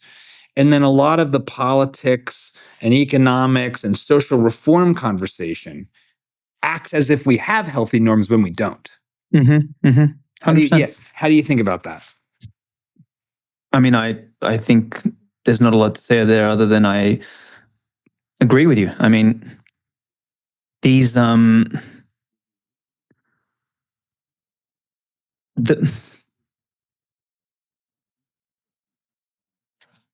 got nothing to say there other than I agree that we've screwed up the norms. We've got a distorted position of what a dude is and what a woman is. We have turned women basically into workers as much as men are, and we expect women to do all the things that men can do, and also bring life into the world. And then we're scratching our heads as to why the birth rate has fallen and everything is, backwards. And in the process, we have also emasculated men because they no longer play the same role as protector and provider as they have biologically done forever. Literally, their constitution is built that way. Imagine if you were built for something and then you're like, well, you don't need to do that anymore because someone else who's not built for it is going to do it for you. Like, talk about that's another reason why testosterone levels are falling, because then, hey, if you don't have to play that role anymore, you don't need to produce this, hormone. And it's kind of like this situation that spirals itself downwards. Yeah. And you wonder what happens. The white pill in all of it, though, is that biology wins in the end, and so does nature. And as much as we can be morons and stupid and create all these fake constructs, this comes back to, socialism and everything. All of this stuff in theory is great. Like, oh yeah, biology is a construct in theory. And then in reality, when you need to actually have a kid, all of a sudden biology goes, biology is back in, and you need a penis and a vagina to come together and to produce the damn kid.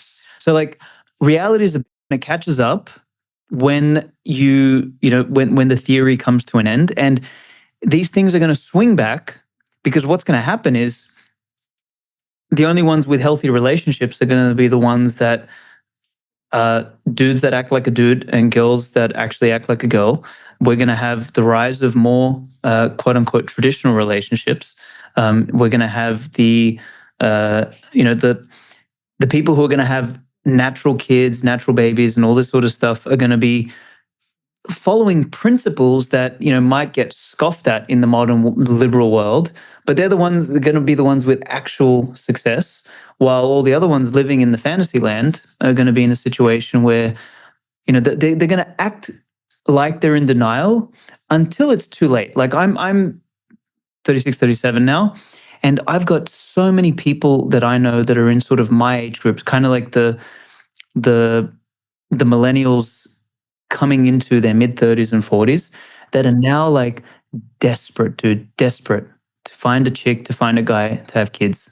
And they're all having trouble with it now. And they're all feel like they got lied to, and they're all pissed off, and they're all thinking, what the fuck did I do? Like, especially like it's much more obviously pronounced with women.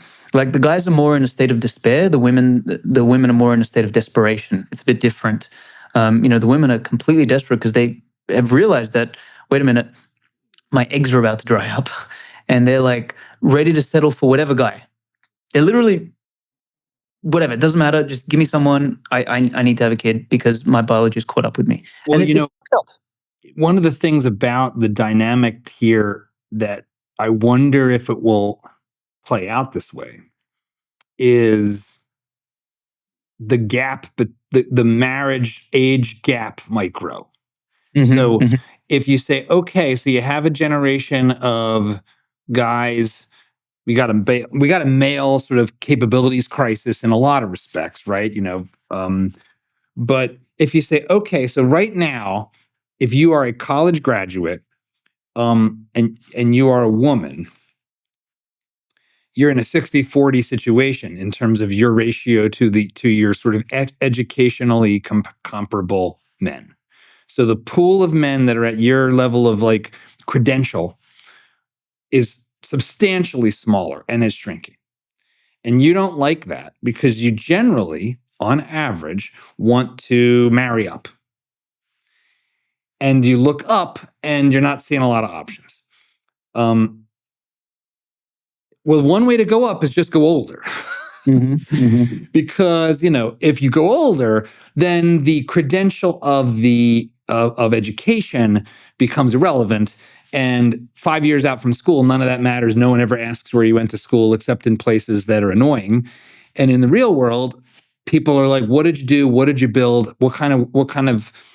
How reliable are you? What kind of network have you built out of your competence and relationships and reliability and trustworthiness and integrity? And it turns out, so now if you're in your mid-20s as a female and you're looking around and being like, holy cow, my peers suck, you can just marry someone 10 years older than you. And nature made that pretty straightforward. All the plumbing works. So that does suggest, if you take that seriously, that for all of the problems of the boy crisis, we could be looking at this a generation of women, like a 10 plus year cohort of women who will simply not be able to find a suitable mate because their peers are marrying younger, and the younger women can basically skip the line on competence by looking older, which has always been a thing. Totally. These dynamics are really interesting, and I feel like they're driving a lot of what's going on. They are. It's going to be a really tumultuous. We've got another probably generation or two for all of this mess to clear up until it normalizes again, and we come back to more of like a healthy age gap, a healthy polarity, a healthy all of this sort of stuff. Like we have just gone through the age where we like. Millennials probably copped it the worst. Like we are the ones who we had 1 foot in the old world, 1 foot in the new world. We got all of the weird brainwashing and propaganda. We went through 9/11 and the 2008 crisis. All this sort of weird crap happened to us. And I'm not saying this, oh, woe is me, but I mean it like in the sense of like we we bought into the idea that we're going to live forever, that we're going to be young and all this sort of stuff, that we were the first like real generation to like equalize like career stuff between men and women, and the equal rights and equal pay and all this sort of stuff. Like we were the test case, and we fucked up really badly. Really badly. Like, and no one's prepared to point that out better than the Gen Zers. Correct. And now, my guess is what's going to happen is that the generation after us, one or two generations after us, are also going to be just as like, because, but I would say the Gen Zs, I've found two types. So the Gen Zs are that's after 2000, right? Like born in 95. Born in 95. Yeah, that's right. Okay. Yeah. So especially the younger Gen Zs, I've actually been impressed. I've met a lot of young kids sort of between the age of 20 and 25. Yes. Who are incredibly what I would call based. Their heads screwed on. They want a family. They understand polarity between men and women. And I found this both with young guys and young girls. And it's been very impressive. And I think those ones, and I would call them the ones with a bit of brain and sentience, they've actually looked at us, the millennials, and realized, holy crap, something's gone wrong there. So they're trying to fix that from a young age. That's one camp. And then the other camp is completely brain dead zombie. They're no different than ChatGPT. Like they're just empty, completely brainwashed. And to me, this is another dimension of polarization, is that you've got one or the other in the Gen Z era. Yeah, the intensity on the edges is really gotten intense. Like if you want to think of it in terms of like color saturation, like the edges are bright red, bright blue, and the middle is pure gray with no color at all on that score. So then what I think is going to happen is that, we sort of, millennials were the test case. We're the guinea pigs. The Gen Zs are going to learn from us. Then the next generation, I think, will start to move away from the edges slowly. And then the generation after that, I think, will come back to like a more healthy normalization. And we will start to see at that point, birth rates and all this other stuff start to pick up and transform. That's my white pill analysis of all of this noise and mess. And, in the end, again, as I said, nature wins, because, it outlasts us. And as much as we want to apply all of these theoretical things, whether it's communism, whether it's gender studies, whether it's all of this like theory, it's like theory selling is the thing that breaks everything. But hey, we got to try, humanity. It's one of the things I really do have to give credit to the academic activist left of the 1960s, because while the that first wave of Republican right-wingers were doing the William F. Buckley angle, the left was going after the foundations of the human experience, in particular, sex, gender, reproduction. They really were. When you really look at what was going on there with these philosophies, whether it's queer theory and Foucault and all this craziness, or the pill, at the edges where they were really trying to experiment with how do we construct our permanent revolutionary communist utopia, they sort of put their finger on the fact that we are dimorphic sexual creatures that need to reproduce as a matter of fact, and that center our entire reality around our identity as it relates to others, and as it relates to sex and procreation. And that's why cells, you got you got this. That's why, like, the renormalization of something like that Sydney Sweeney ad, like, was like an unnecessary bomb that goes off in like the shrinking woke world. Like they're like, oh no, we're like going back to 90s aesthetics. Like we can't. But it's interesting how it's like only now, maybe it's just me, maybe I'm just a laggard, but it feels like it feels like the sort of right outside of like the online and the new generation, the right's lost on this. Yeah. I mean, I call them conservadorks, right? It's like they're just, they made everything so taboo that this is somewhat related to the noble savage idea, I guess. It's like the left recognize that, and they recognize that there's, part of being human is being a primal creature with these desires and these drives. And, being, these traditional conservative principles help to try and keep some of that stuff in check, because you don't want just everybody, like, life isn't just one big sex party, right? But keeping it in check is different than ignoring it and making it taboo and just like burying it under the rug, right? Because then what you do is you lose the influence with the people who are young, energetic, ambitious, and all this sort of stuff, because they actually want to know that. So then it becomes cool for them to, dig into that, and then they go down the rabbit hole. And who is the one speaking to them? Well, it's the degenerates that then start to teach them all the crazy stuff. So it's very important to understand what the purpose is for these sort of like traditional conservative principles, but to also recognize that, hey man, like young men and women, they're designed literally hormonally, biologically to procreate. So, we need to, and this is why I talked earlier about like valuing beauty and, all of this sort of stuff. It's important. And it is actually, it reminds me of like the ancients and the Romans and all that sort of stuff. They had these gods which were beautiful in nature, right? The Apollos and the Aphrodites and all of this sort of stuff that sort of embodied these virtues in some capacity, which kind of gets a little bit lost in the, and I'm I guess as close to Christian as one can be. I call myself like a Christo Hopper Nietzschean, somewhere in that sort of realm. Okay. Yeah. But like the hyper Christians kind of lose a bit of that, and they become sort of, this is going to piss a bunch of people off, but whatever.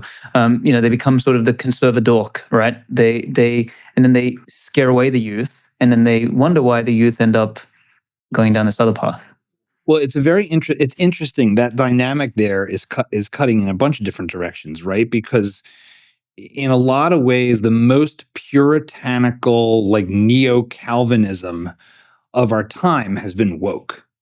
Mm-hmm. It is the most, I say Calvinist, which as in deterministic, which is like they believe that you're basically the identity markers you could tell about somebody from across the room determine the entire nature of their outcome in their life and what category they are and whether they're an oppressor or not, or blah blah blah. And it's so ideologically pure in its goal that it expels people and cancels people and judges them mercilessly in a way that would make the era of the Scarlet Letter blush. On the flip side, and so you have this kind of interesting thing where maybe, certainly for the first time in my lifetime, maybe in all of American history, sort of the trad crowd and the right of center are actually like the punk cool kids, like for real, like legit. Yeah. And I do think you're right that now, so I'm a pretty conservative Catholic, and I try to live that way. And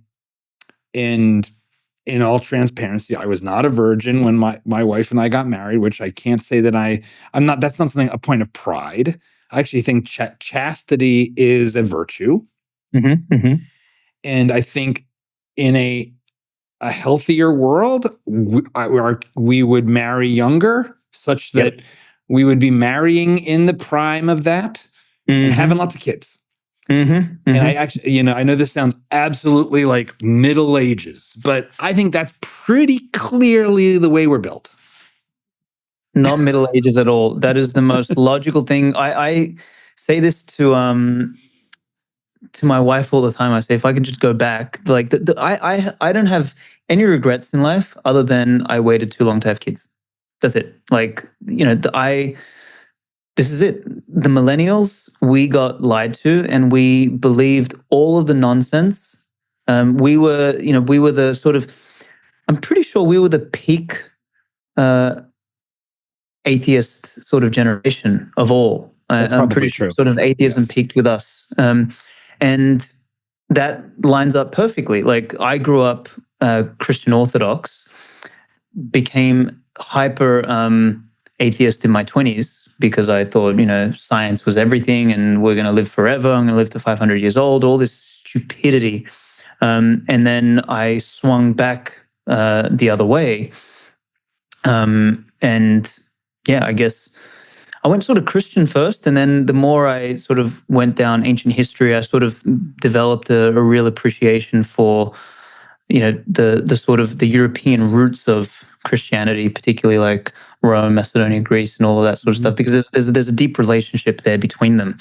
And that's why I kind of say like Christo-Hopper Nietzschean, because I think there's the economic element, there's an ethical element, and there's a sort of an ascendant will to power element that is important. So somewhere in that, the confluence of those three, there's like the right thing, at least for me. Did you read Dominion by Tom Holland by any chance? No. You'd like the book. I hope to have him on the show. It's a framing of the West as fundamentally rooted in Christendom, and sort of to our conversation about relationships. It's like it's very easy to talk about like Christian culture or history as if it's this patriarchy. But the fact of the matter is, as I understand it, certainly as that book articulates it, it was the Christian ethic of equality, as like articulated by St. Paul and Christ himself, that gave rise to the monogamous relationship as being good. Because in the Greco-Roman era, purity and chastity was something that the women had to do, and the men could do whatever they want. And the men could do whatever they want with regardless, and weren't especially judged for it. And it was Christian ethics that said, no. To become one, you are partners. And I just think that is such an important and glorious fact of this tradition that has gotten lost or I think intentionally misrepresented in our modern time. And then you see sort of ultra trad people denigrating all sex. And it's like, see, this is the patriarchy. It's like, well, you don't really know much history then, because that's not really in the root of it what's going on. It's much more complicated. Mm-hmm. Yeah, no, it is. It's I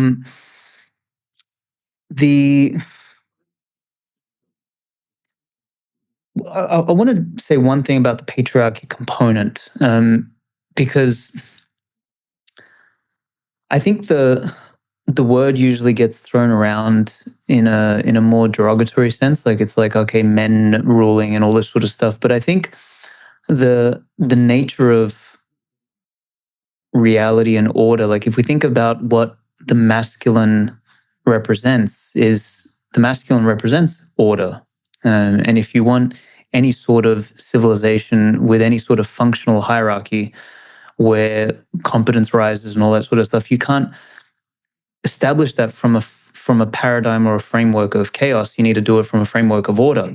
So any functional society, whether Christian, Roman, ancient Greek, whatever, modern, Republican, etc., is, if it's to be functional, a patriarchy. But a patriarchy's goal is not to step on the women. Like there's this misconception between the word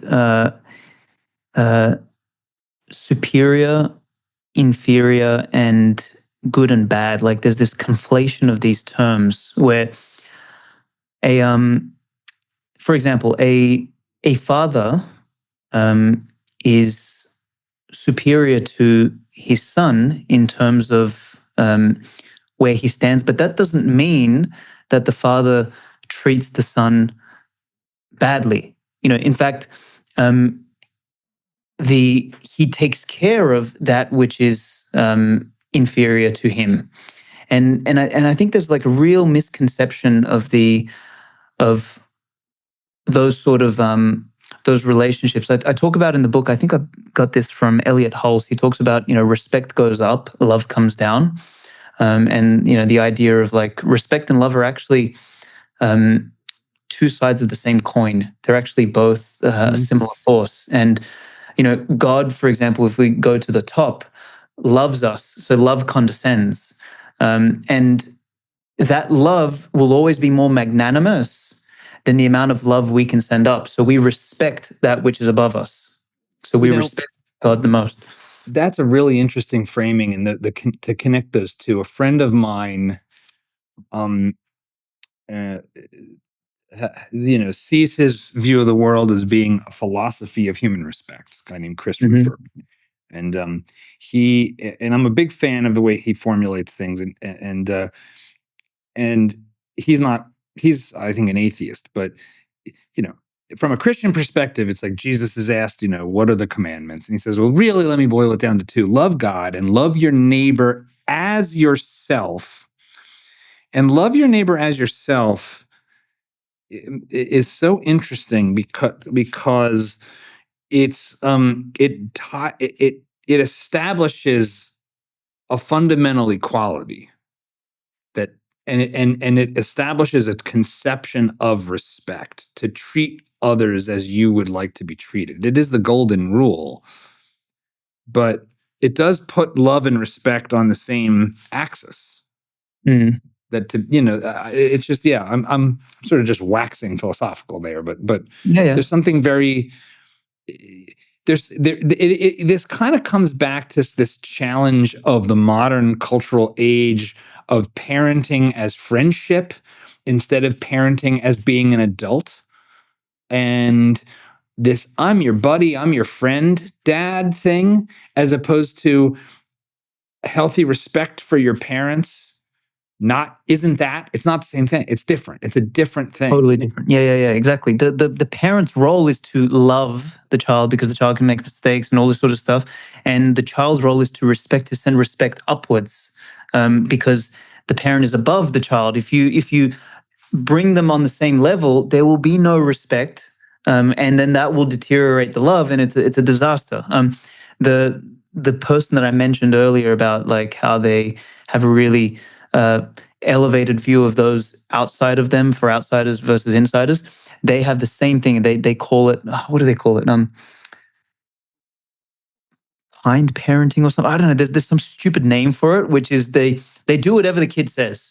And I was like, are you kidding me? Is this the sovereign child by any chance, or do you think it's something different? No. It's something else. It's like some kind of parenting, like patient parenting. I don't know. There's a word for it, and like when I looked into it, I was like, this is the most dumbest thing I've ever heard of in my life.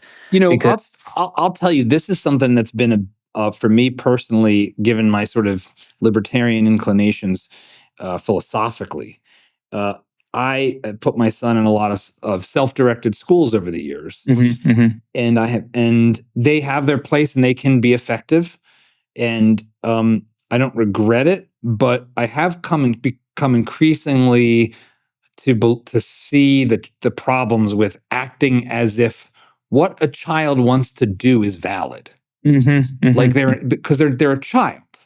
Yes. And someone who's become a really good friend, Catherine Burblesing, who's like the strictest headmistress in London. She's been on the show, and she's got this incredible school, Michaela. She's like, no, they're a child. They don't know anything. Like, you need to give them knowledge. You need to tell them what to do because they're a child. They can't. And I do think one of the pathologies of the West, and you could call it a kind of like warped enlightenment gone too far thing, is giving our kids more freedom than they're ready to use. Totally. Yeah. I mean, have you seen that play out in your life and in your relationships?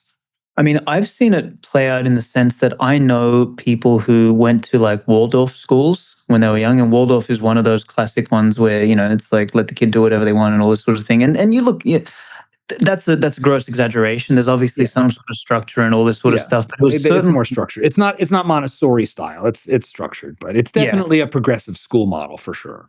Correct. And you know, I think about a bit of my upbringing, and my dad was a really hard taskmaster. Like he used to teach us me and my brother the times tables with a stick. Basically, if we got it wrong, we got whacked. Like he was a psycho. And you know, again, I don't condone that end of the spectrum as well, but I can tell you, I knew my times tables better than every kid in the school by the time I was in. I'm not saying that you should beat your kids. I'm just saying I understand. So there's everything has a price, everything has a cost, right? And I think there's a toughness and there's a rigor that comes out of structure and process and all that sort of stuff. And again, this comes back to what we said earlier about gradients, right? Like you can take all of these things to the absolute extreme. Like I know this lady out in Madeira who's doing that. They call it unschooling, and the kid is 8 years old and can't read. Like I was like, come again? And she was like, yeah, she doesn't know how to read. I'm like, you think that's a good idea? And she's like, yeah, she'll learn to read when she wants to read. I'm like, man, Jesus Christ, like this kid's going to be 15 years old and she's not going to know how to read. Like that is just dumb. It doesn't. Like, I'm more sympathetic to some of these things, but I will say it is with much more caution that I think about this. She probably will learn to read. She probably will. I know, but it's just it's but yeah. I find there's too structured and there's too open, and I think these things are gradients, and I think those excessive extremes are somewhat dangerous, or maybe dangerous is the wrong word. Maybe they will give you outcomes that you really didn't think were going to happen. But you know what? I'm going to make a counterpoint here, which is things, human beings are so complicated that who knows, maybe, one of those environments is where the next Elon Musk or whatever comes out of. So yeah, it is. It's very complicated. There is, although I think at the median, on the average, we're more similar than we think. And our needs were pretty well understood by our grandparents. Yeah, exactly. There is a kind of like, it's the new world and we don't know, and it's into the utopian future. And meanwhile, it's like the greatest generation kind of had a lot of the stuff pretty well figured out. And we stand on their shoulders, and then we throw out all their wisdom, and we don't talk to them, and we don't visit them in the old folks' home. And that is like, that's an aspect. It's funny because you think it's easy to sort of lionize cultures that have more respect for their elders, like Japan. And yet, like Japan and Korea, they have massive fertility crises, and they have the dating pool, and the male-female stuff's all whacked out there too. So this stuff's just really hard. It really is hard. It really is hard. I like, we can, yeah. It's one of those conversations which doesn't have a solution. I guess what you just said then with the grandparents is probably the best example. It's like, what did your grandparents do? What was their general premise about life, their take, and all this sort of stuff? It's like that's probably the best bit of advice that you need about how to live. I noticed something in preparing, that you had done some work in building a large language model around Bitcoin. And so you've gotten exposed to this AI technology, and you live in this new tech space. And what have you learned about this? How are you thinking about AI, the industry of AI, and where it's coming from? Because some of that's upsetting. And how do you think about the world of AI that your son is going to be born into? I have some very controversial opinions on this. I think most of it is just fluff and hyperbole. I think we're going to go through another AI winter in the next 24 months, where a lot of the stuff that people think it's going to do and all this sort of stuff is going to turn out to be not the case, and we're going to have like a reckoning in the space. Why? Why do you think that? There's a real tendency for the nerds who quite honestly, like what I would call virgins at life, to extrapolate code and run it forward and think that it's going to just exponentially take over everything.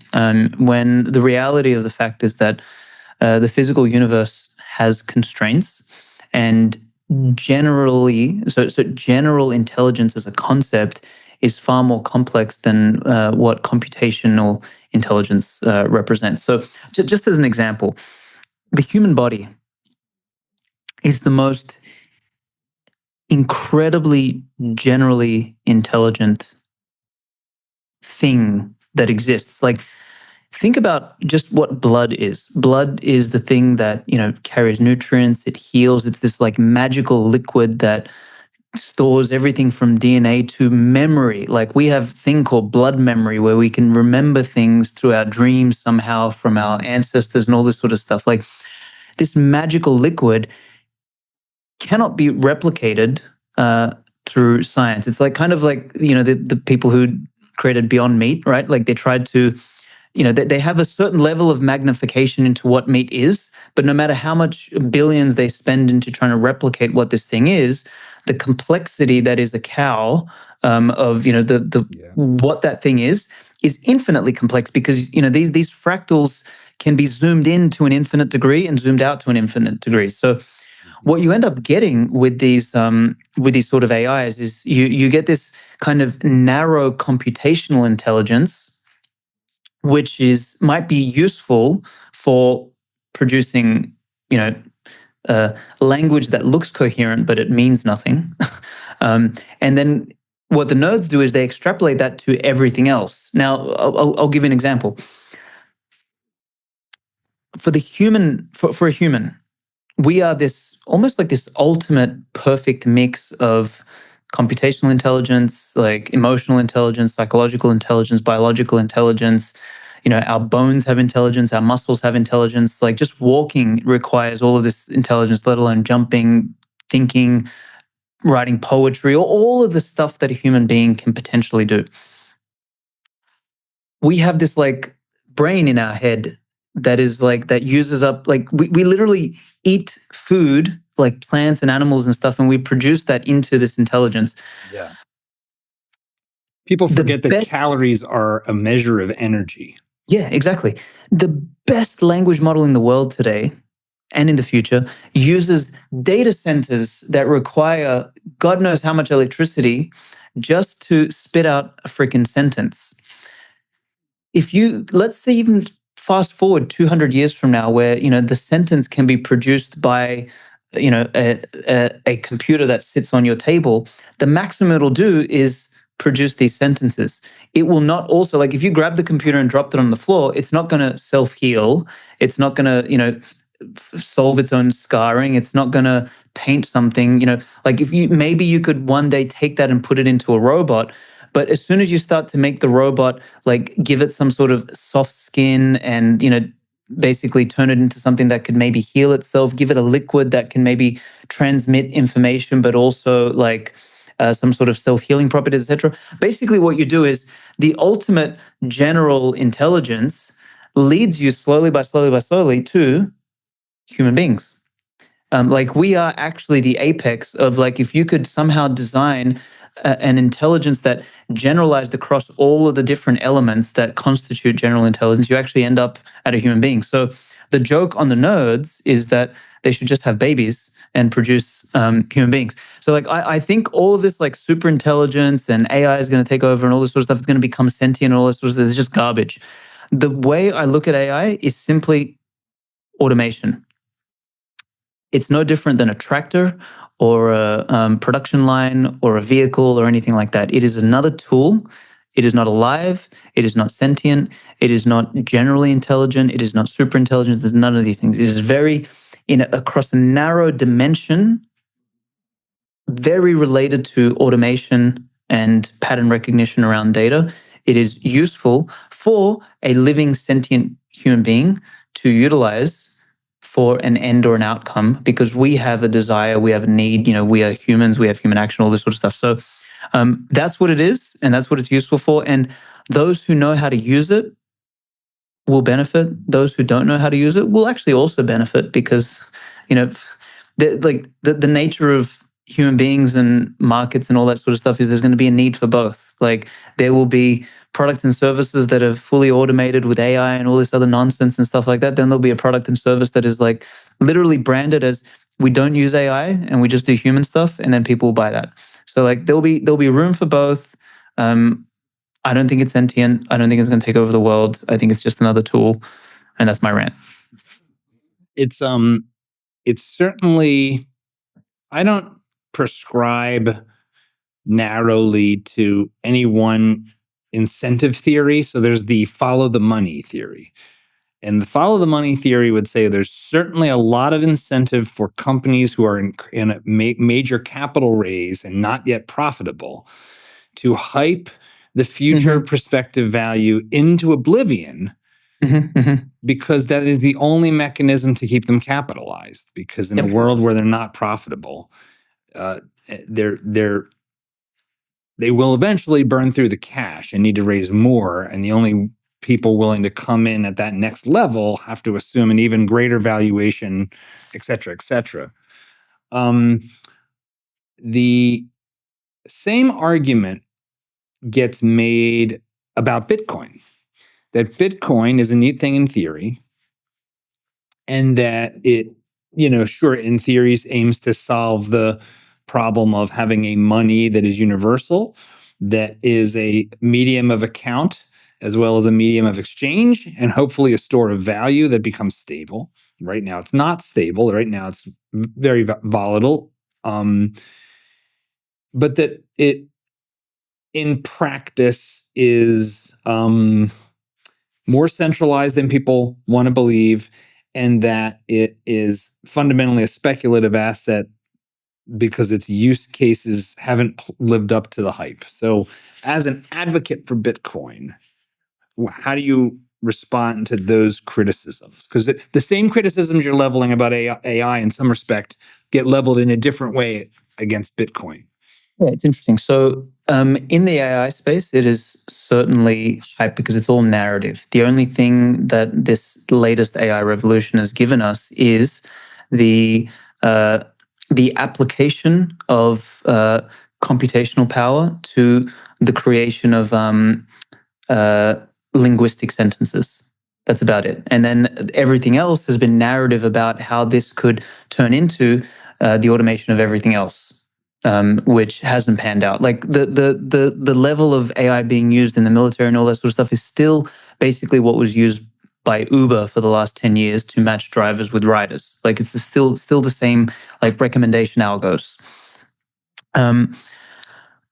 We've just applied the recommendation algos to language. That's it. And because it's language, and because human beings are the only creatures that have traditionally used language other than a parrot previously, we imbue the AI with something more transcendental than what it is, right? So that's there. And yes, companies will just slap the word AI on there and they'll wrap it into the pitch deck so they can raise more money and all this sort of stuff. And in fact, the more I went down that path, actually, that's why I actually open sourced the model and we moved out of that space, was because I realized raising money in that space was purely about narrative, nothing about business model, company, or anything like that. It was all just narrative. And it was one big, what I would call money laundering scheme, because the LPs of the VCs that were investing in it were basically Amazon, Nvidia, Google, Microsoft, etc. So the money was just being washed because all the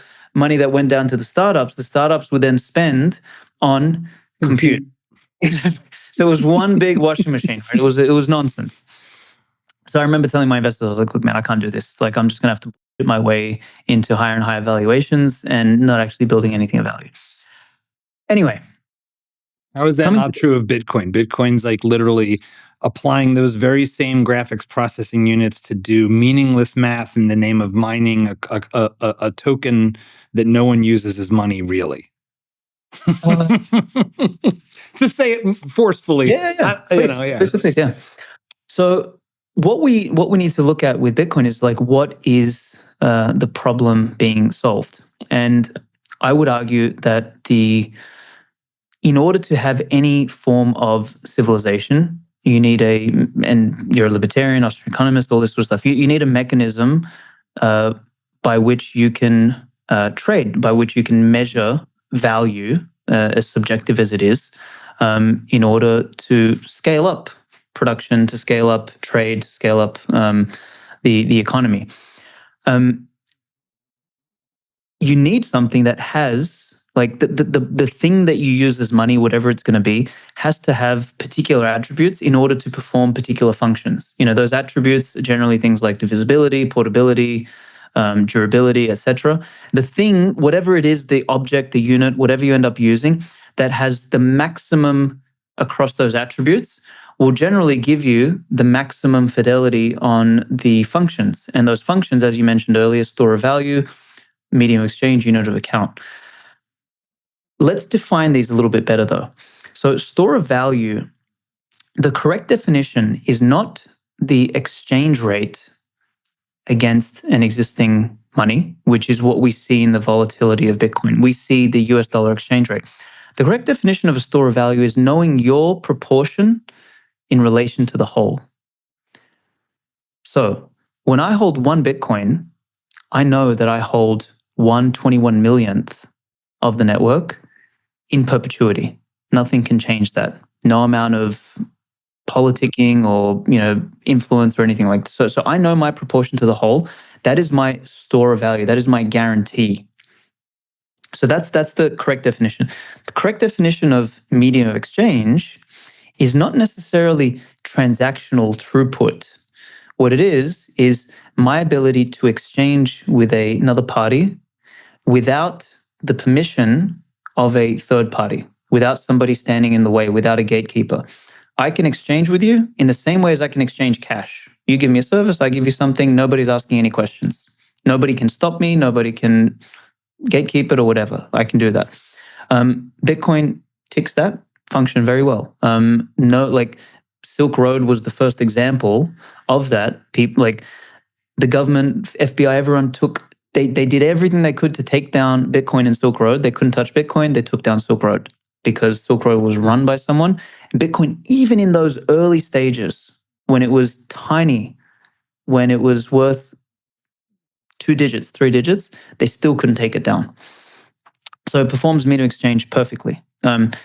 We will solve transactional throughput and all that sort of stuff in time. There is already, layer 2s, layer 3s, Arc, Lightning, and all this sort of stuff that solve the transactional throughput. We can come back to that in a minute, but it ticks these two. Unit of account is the third one. Unit of account is still early, but Bitcoin has the ingredients to be able to measure every other good and service in Bitcoin because it is digital and it is divisible. And it is much more divisible than a physical object. And it is certainly more divisible than fiat money, which the problem with fiat is you have infinite, you can go to infinity on the way up, meaning that we don't know how much money there is in the US dollar, but you can only divide to by 100. So $1 can go to 1 cent. You can't go further down on the fractions. With Bitcoin, you have a maximum cap, so it inverts the structure. The paradigm is completely opposite. It's a 180. So this gives you the ability to, in time, make it a unit of account for everything else. Some people are already living on a Bitcoin standard. So I've got there's a whole community in Costa Rica, in Uvita, they call it Bitcoin Jungle.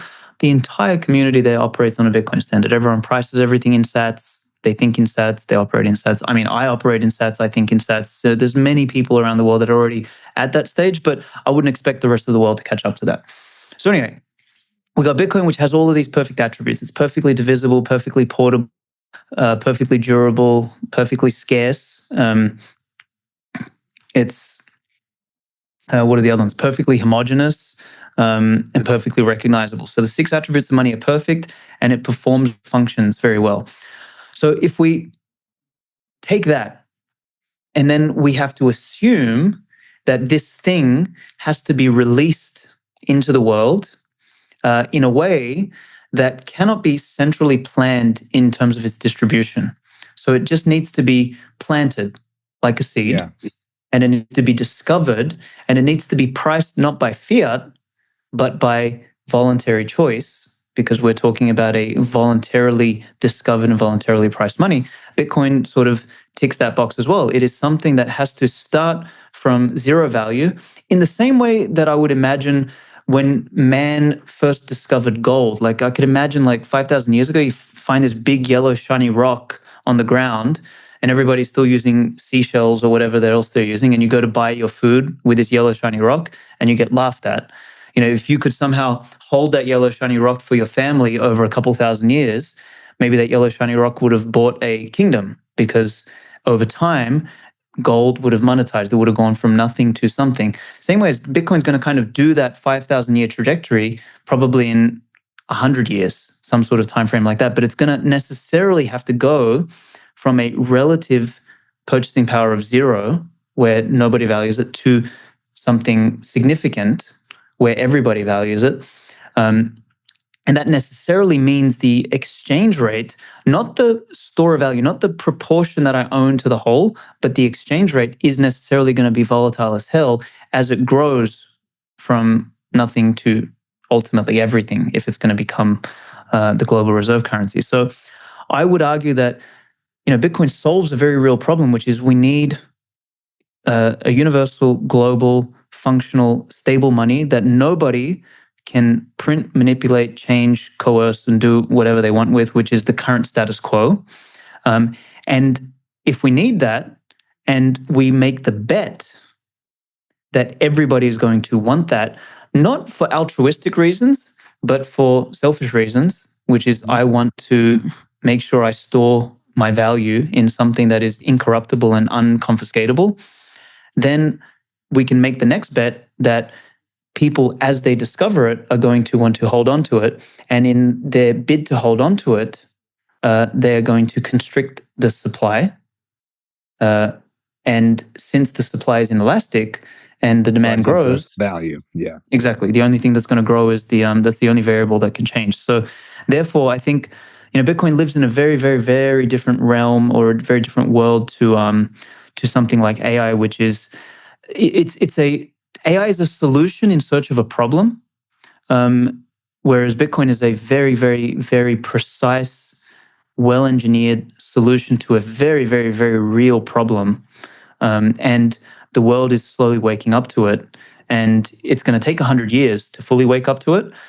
But if you future pace and imagine in 100 years, when the other 5, 6, 7 billion people in the world catch up to this thing, like what it will be valued at, it's mind blowing. Like people have to extend their time span on this thing. So I'll stop there.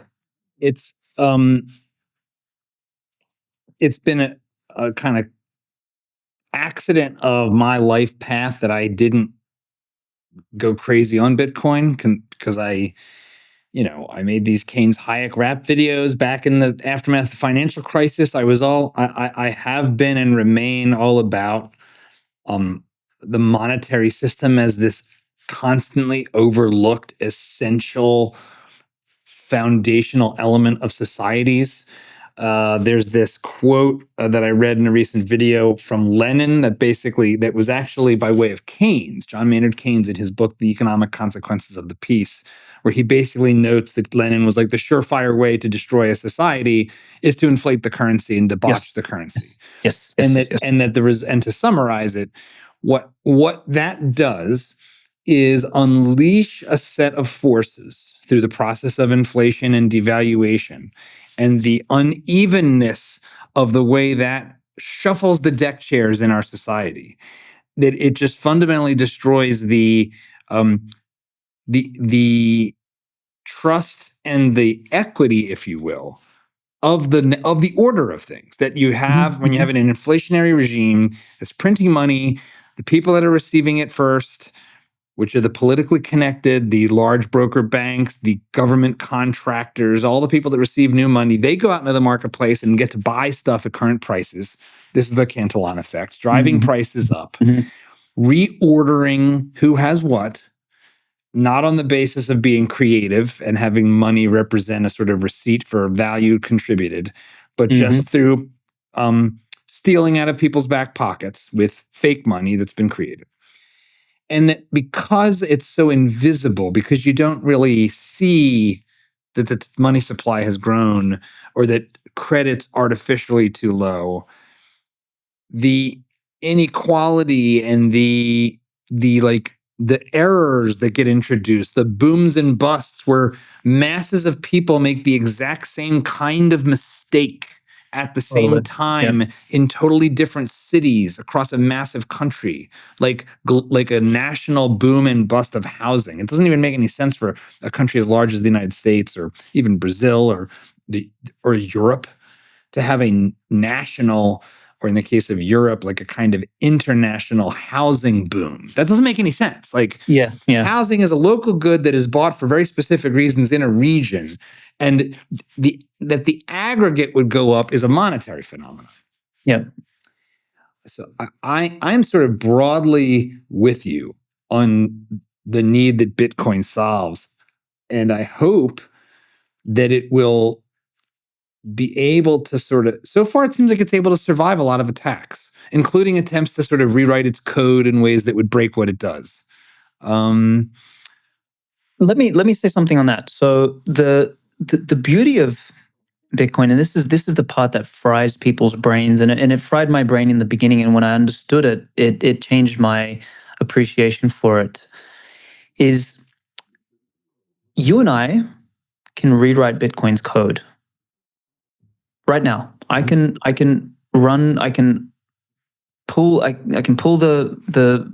repo off GitHub, and I can rewrite the code, and I can change it to 42 million coins. I can double it. The problem is that as soon as I click run on that, think of it as a digital constitution. As soon as I click run, I need to be in sync with others on the network, and I am out of sync because one line item on the constitution doesn't sync up with everyone else. So traditionally, in code, in technology, security came from being closed.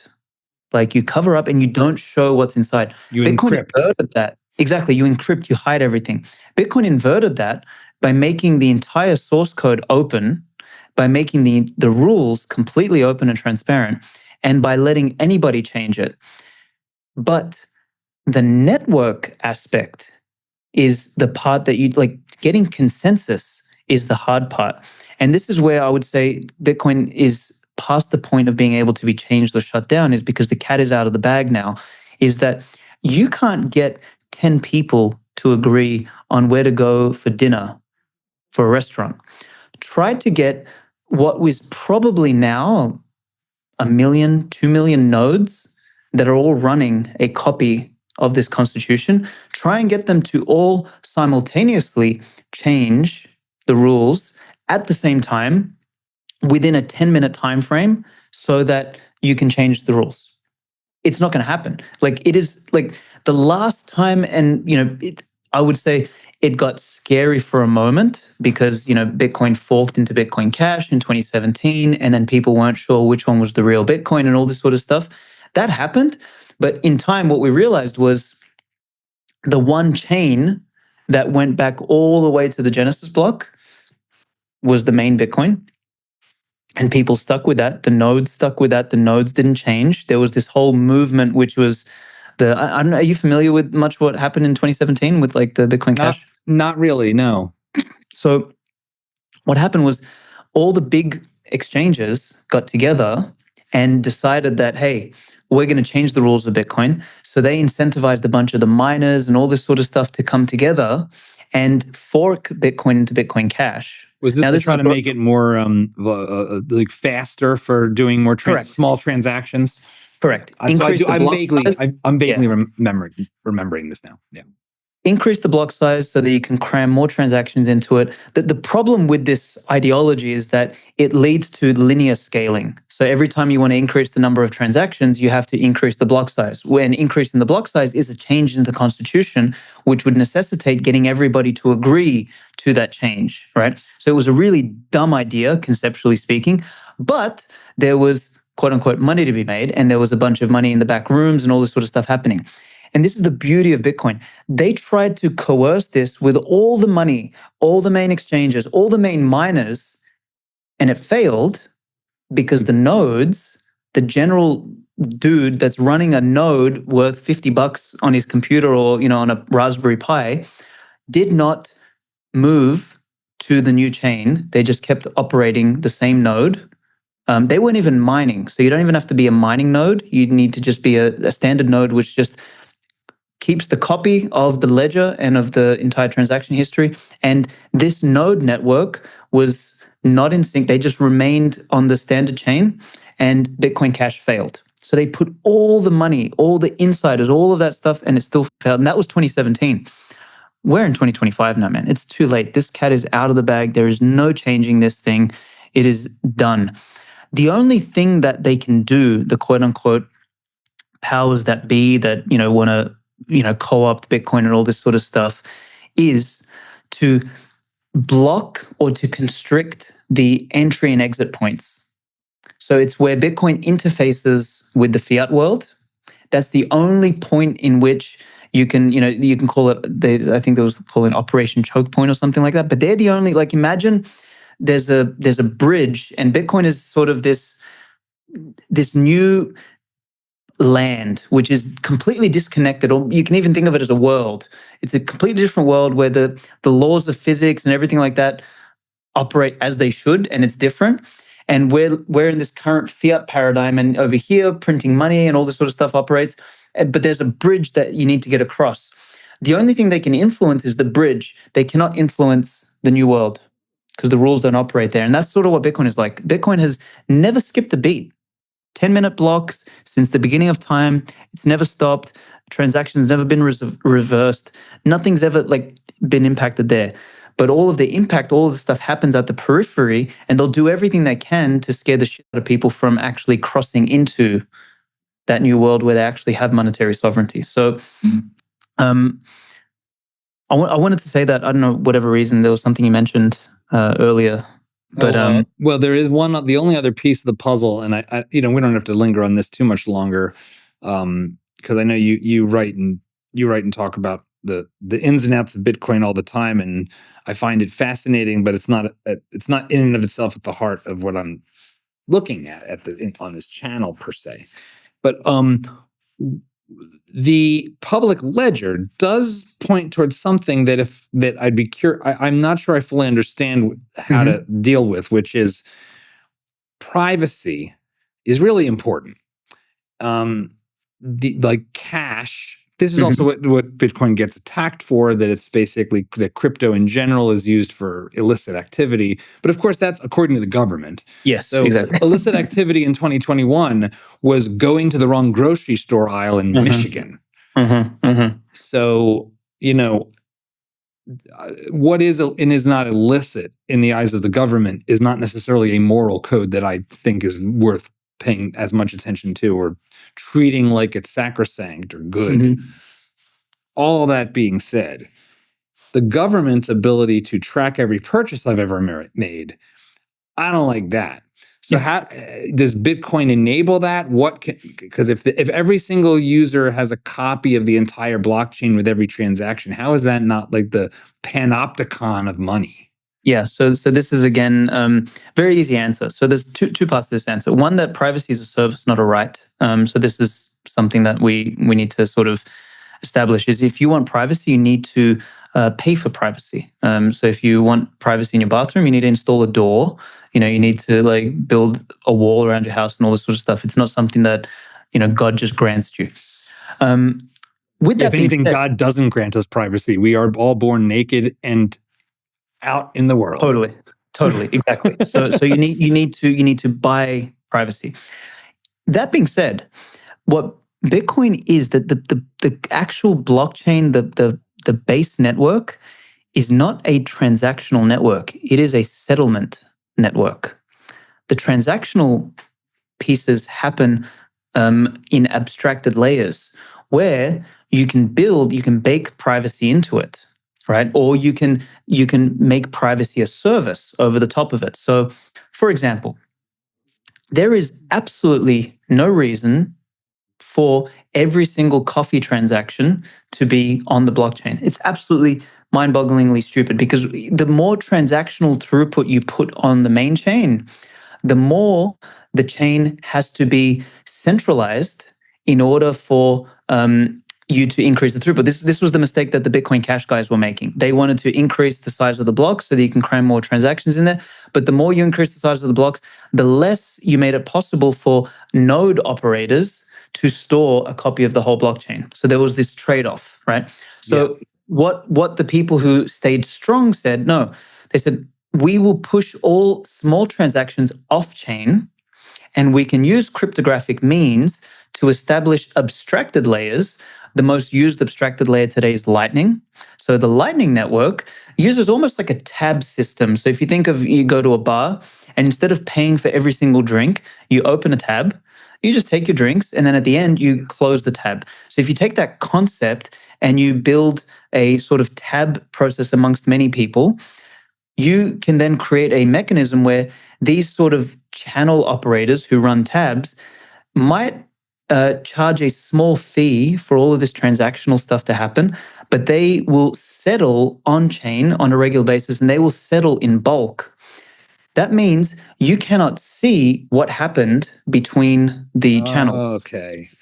So that's really interesting. I didn't quite realize that. And the analogy to the classical gold standard on which Western civilization was built is clear. So for those that aren't familiar with this, prior to 1913 in the United States, we had was money was gold and silver, but money was also paper banknotes that private banks would issue. So you would transact in paper dollars that were not printed by the U.S. Treasury necessarily. They were printed by private banknotes, Bank of America dollar, and that was equal to 26 ounces of, or $26 per ounce, whatever that. But the gold price was fixed, and so I ultimately could redeem in gold. But most people didn't do that because gold is heavy and you don't really want to be carrying around gold. And so the gold was in the safe. You would transact in dollars. The bank would pile up a bunch of dollars. There's no record of where these dollars came from. It's kind of like pouring a bunch of milk into a gallon. You don't know which atoms of milk are from who. And then they would get resolved through check clearing and essentially like money being redeemed. So like you didn't. So that sounds like it's exactly the same thing as the way the Lightning Network interacts with the blockchain. Bingo. And that this is the first time I've actually realized that that's the way that works. Yeah. Because nobody explains it properly. That's the problem. Like it's there's all this sort of like noise, but this is exactly like that mechanism that everything. I mean, even if you look at how the human body works, you have arteries, you have veins, and you have capillaries, and they all perform different functions, but they're all tied to each other. All of these, like plumbing, works the same ways. You have the primary pipes, you have the secondary pipes, the tertiary pipes, and all this sort of stuff. So money, in order for it to scale, you need to push transactions to abstracted layers, and those layers become effectively service on top of the core chain, and the core chain just does settlement. So if Bitcoin is going to be as robust as possible as a settlement layer so that it is incorruptible, it needs to be as decentralized as possible, which means the blocks need to be as small as possible, which means transaction throughput is not the goal of the base layer. The goal of the base layer is security. And then you push transactions up the top. And if you do that at the second layer, then you can also bake privacy into it because it becomes a service. And sure, there's a small fee for moving small micropayments and shit around, but it's still minuscule in comparison to what you get with the payment processes and, Stripe and all this other crap in the fiat world. So it's a beautifully architected system, and it solves privacy, it solves throughput, it solves settlement, it solves all of that. we are in this era, and for people that aren't monetary geeks, it can be hard to understand why those of us that get excited about this stuff connect it to other things in almost transcendental ways. But your book is the Bushido Bitcoin. And how do you think about the morality of monetary systems? And I'll frame it this way, because I talked about this in a recent Friday video. Money is a kind of contract. When I go to the store and pay with US dollars, I am essentially agreeing, or we are mutually agreeing, that what I am paying with is in fact a US dollar that can be used at roughly its current value in the future, inflation notwithstanding. But that notwithstanding part ends up mattering a lot because the inflation is essentially constantly violating the trust of all of us who use this tool. So how do you think about and how do you write about the way monetary systems end up creating moral degeneracy and moral hazards or righteousness? Like, where does money play into morality? Because most people only think of like the biblical phrase that they tend to misquote, money is the root of all evil, which is not really what it's the love of money that's the root. But they tend to get like, oh, money, greed, that's the moral problem. But there's a different moral problem, isn't there? There is. So I was on stage a couple of years ago talking about what Bitcoin is, and people have called it, it's about banking the unbanked, it's about this, it's about that, Bitcoin is freedom, and Bitcoin is this, Bitcoin is that. So I like to think of Bitcoin as a framework for excellence. It is, when we spoke earlier about sort of the spectrum between sort of capitalism on one end and socialism on the other end, and trying to get as close as possible to a model or a modality that is, allows for the process of capitalism to occur, Bitcoin sort of establishes a framework for that. And I'll explain how. So on a Bitcoin standard, there is no central authority that can print money and, as you said earlier, kind of paper over the losses, right? The point of the game of economics is to give you some feedback for you to know whether what you're doing is valuable or not valuable. If you don't get that feedback, then you don't know what's valuable or not valuable, and you can either continue to make mistakes without knowing, or you can continue doing the right thing without knowing. So you can't have progress without sort of having that framework. So a good example, just to tie back to the AI side of things, is there was this raft of companies that thought that it would be really important and valuable to put ChatGPT in a little ugly pin that you would keep on your shirt. They put tons and tons of money into it, and it turned out that none of their labor was worth anything because nobody wanted these pins, and now they're out of business, they're gone. So, in fact, I would argue profit and loss. The best example that I always use is the ghost cities in China. So they will build a city so that they can meet their GDP quota. And it's like, oh yeah, we still have, this is our GDP, so we build this whole city. No one moves in there. So they're like, okay, well, let's just knock it all down and then build it again.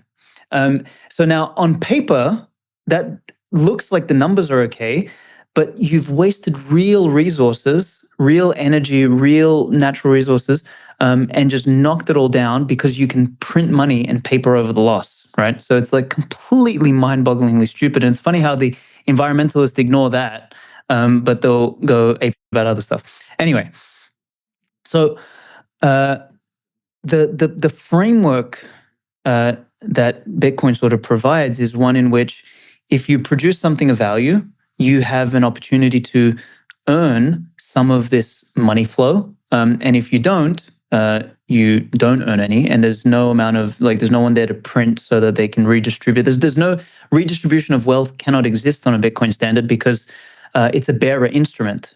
It is not a centralized issuance from somebody who can, no one can tax it from you, no one can print it, none of that sort of stuff. So you end up in a situation where you have to earn it. or if you use it poorly, you lose it. So there's consequences and there's rewards, very, very clear. That creates a very different sort of paradigm for, sort of progress in wealth and status and all that sort of stuff versus what we have today. The current paradigm is, how do you get as close to the monetary spigot as possible, which is what you mentioned earlier, the Cantillon effect. The current paradigm doesn't reward competence or value creation or anything. It does in some sense, because as you said, we have a mixed economy. Yeah. So you can never There's get away real with wealth that. getting created. There's Correct. real things. There's real value being built and money being used as a medium in that exchange. Totally.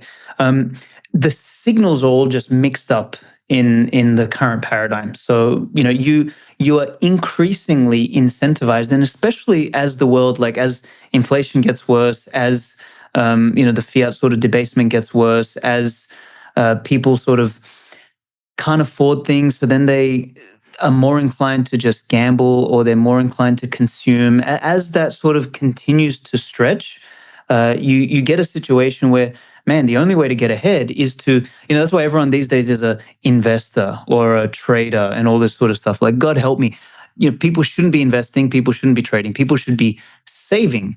Saving is the cornerstone of civilization. Like, saving is literally the basis of time preference. It is placing a value on the future, so that you can think long term, so you can plan long term. So on a Bitcoin standard, you have lower time preference, you have more long term thinking, you have the incentivization of saving, and you have the reward of making good decisions, and you have a penalty for making bad decisions.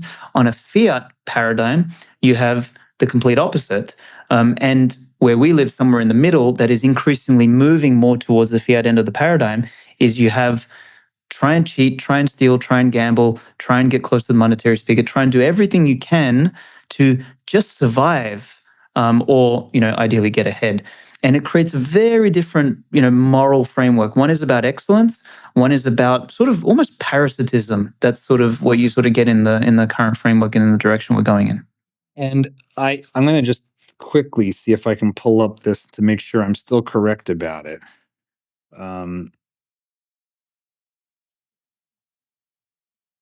The top, I think it's by income. Yes. Okay, you just Google top income city, just sort of like a poorly constructed. But there's an actual graphic, and it should come as no surprise that in the United States, the top income city is Washington, D.C. Oh, wow, really? Okay. This has been true for a long time. Okay. Washington, D.C., in terms of housing prices, in terms of median incomes, for a long time, has been number one.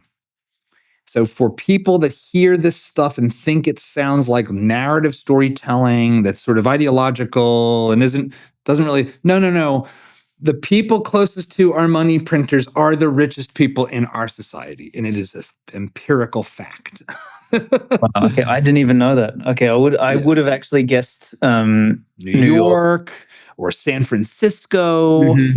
Washington, D.C. Now, again, like New York and San Francisco have more billionaires, probably, maybe.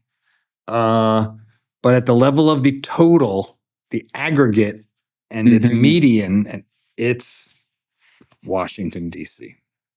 Insane. So yeah, two totally different paradigms. What I will say though is the book actually doesn't even focus too much on that. I kind of take that as a not as a given. I end each virtue chapter with how Bitcoin sort of relates to the virtue, but the point that I actually try to make in the book is that Bitcoin offers a framework for excellence, but then it is incumbent on us to build the character that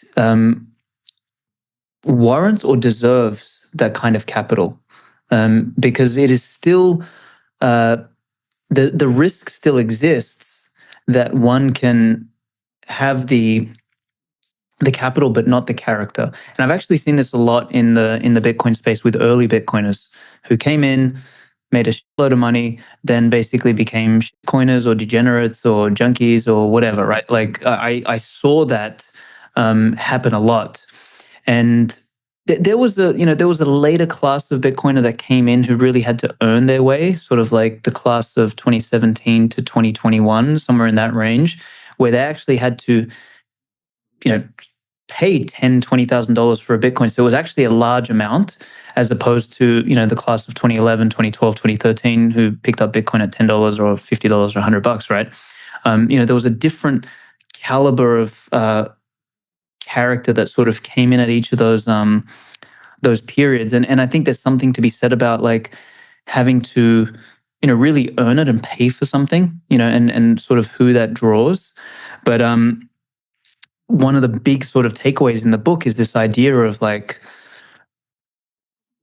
we need to build an ascendant civilization. Kind of what I said earlier is like economics is the base. Like Bitcoin provides the base for this. Like it's a sturdy foundation that is not like quicksand. The current foundation that we have is always changing. Like, the politics change, everything will change underneath it, right? Like the economic policies will change, all this sort of like the amount of money printing, all that sort of stuff. It's like, so you can't even plan long term. Whereas Bitcoin kind of gives us this heartbeat. Like Bitcoin is designed to be around for the next 1,000 years. And it gives us a really strong economic promise. Now, maybe in 1,000 years when we work out teleportation and we somehow compress time into something else, God knows what we're going to figure out. Like maybe Bitcoin will be irrelevant, but so long as energy and time remain constraints, Bitcoin will hum along. 10-minute blocks. It is a powerful foundation to then go and build a rich, not in the economic sense, but in a cultural or vital spiritual sense, like build a rich culture with where people of strong character can rise up and lead and sort of build towards excellence and beauty. And I think that then starts to lead us to the next question, which is, okay, Bitcoin takes care of the foundation. What are then the virtues we need to inculcate into culture, into civilization, in order to build something that's ascendant? And that's the big sort of question, or that's the big thing that I wanted to explore in the book. I think that that it's such a powerful way to think about things, and I think it points to something that is it's like so simple that it's obvious, and yet it is like the heart of all political disagreement. And that is, there are two ways to conceive of what is justice. One, and let's just talk about a game. One is a just game has the rules evenly applied without preference or prejudice to all of the players. Mm-hmm. And may the best man or woman win the game on the basis of playing the game by those rules, which are fixed. That's one way to conceive of a just game. The other way to conceive of a just game is to attempt to even the outcomes by varying the rules. To say, well, it's not fair that some people were born with better genetic hand-eye coordination than others, and some are stronger, taller, faster, smarter, more privileged. Some had two-parent homes that raised them and loved them and read books, and others were raised by a single mom or a junkie dad or whatever. And so we need to have unequal rules to have equal outcomes. What I'm hearing you say is, look, that justice, we all know that game as a sport would suck. Every kid knows it. Every kid knows that everyone gets a trophy sucks. They all know that the real player that really was good got screwed. And they know that if they're not particularly good, that their trophy isn't worth anything. Anyone with parents, you'll find this out with your son. They know this stuff. Nobody's fooling anybody with all these trophies. They're thrown immediately in the trash. Yep. So we already know the answer at the level of a child, and yet we can't really find enough consensus to banish communism to the dustbin of history when it comes to able-bodied adults. Yeah, man. It's, you know what? It's the conflation of fairness and equality. Like I always say, like these things are diametrically opposed, right? Is if you want fairness, and you nailed it in the way you just described it. If you want fairness, you're going to have unequal outcomes more often than not. And if you want equal outcomes, you're going to have to do something unfair. And you need to pick the kind of society that you want, because one leads to weakness and sameness. The other one leads to actual real diversity, but also strength. And because what I think the socialists and the leftists fail to comprehend, and maybe it's because they don't have a proper theory of mind, but it's that people are actually good at different things. And just because someone is not good at football or baseball or basketball or whatever doesn't mean that they're not good at art or something else, where you might actually, by making the kid that's at basketball feel like a winner even though he wasn't, you might actually take away his desire to channel the pain of loss into something that he might have created that was artistic or mathematical or engineering oriented or something like that. The nature of reality is that we're all these we're all gifted in a different way. And that's fine. That's actually a good thing. But the more we try and equalize outcomes, in fact, even, I even have the older I get, the more right wing I get, the more I even have a problem with equality of opportunity. Yeah, I think I hate equality of opportunity as a concept. It's like impossible. This half measure that's ridiculous. There's no such thing as equality of opportunity. There's only equality under the law that is the only equality that's even remotely worth striving towards. Yeah, which is fairness. Fairness. Exactly. Because equality of outcome is completely deranged and moronic, but equality of opportunity is like believing in unicorns and leprechauns, right? It's rhetoric. Exactly. It's a rhetorical flourish that's better than outcomes, but is ultimately, it just leaves this giant truck-sized gaping hole in it. Well, it's but not everyone has the same opportunities because, Johnny was born smarter than Billy. Mm-hmm. So they don't have the same opportunities. Johnny's smarter. It's like, yes. What do you do? Exactly. Yes, what do you you're do correct. With that? Yeah. What do you do with that? You literally can't do anything with it. So it's it's very challenging. So you have to, and this is the thing. It's when you're young and impressionable and all this sort of stuff, you almost believe anything. But life experience and everything, it sort of, I don't want to say jades you, but it kind of teaches you that you can't have everything. And you actually have to make a choice. And I think one of those choices is you need to decide which pain to take. And the pain of fairness means that there will be some winners and some losers. And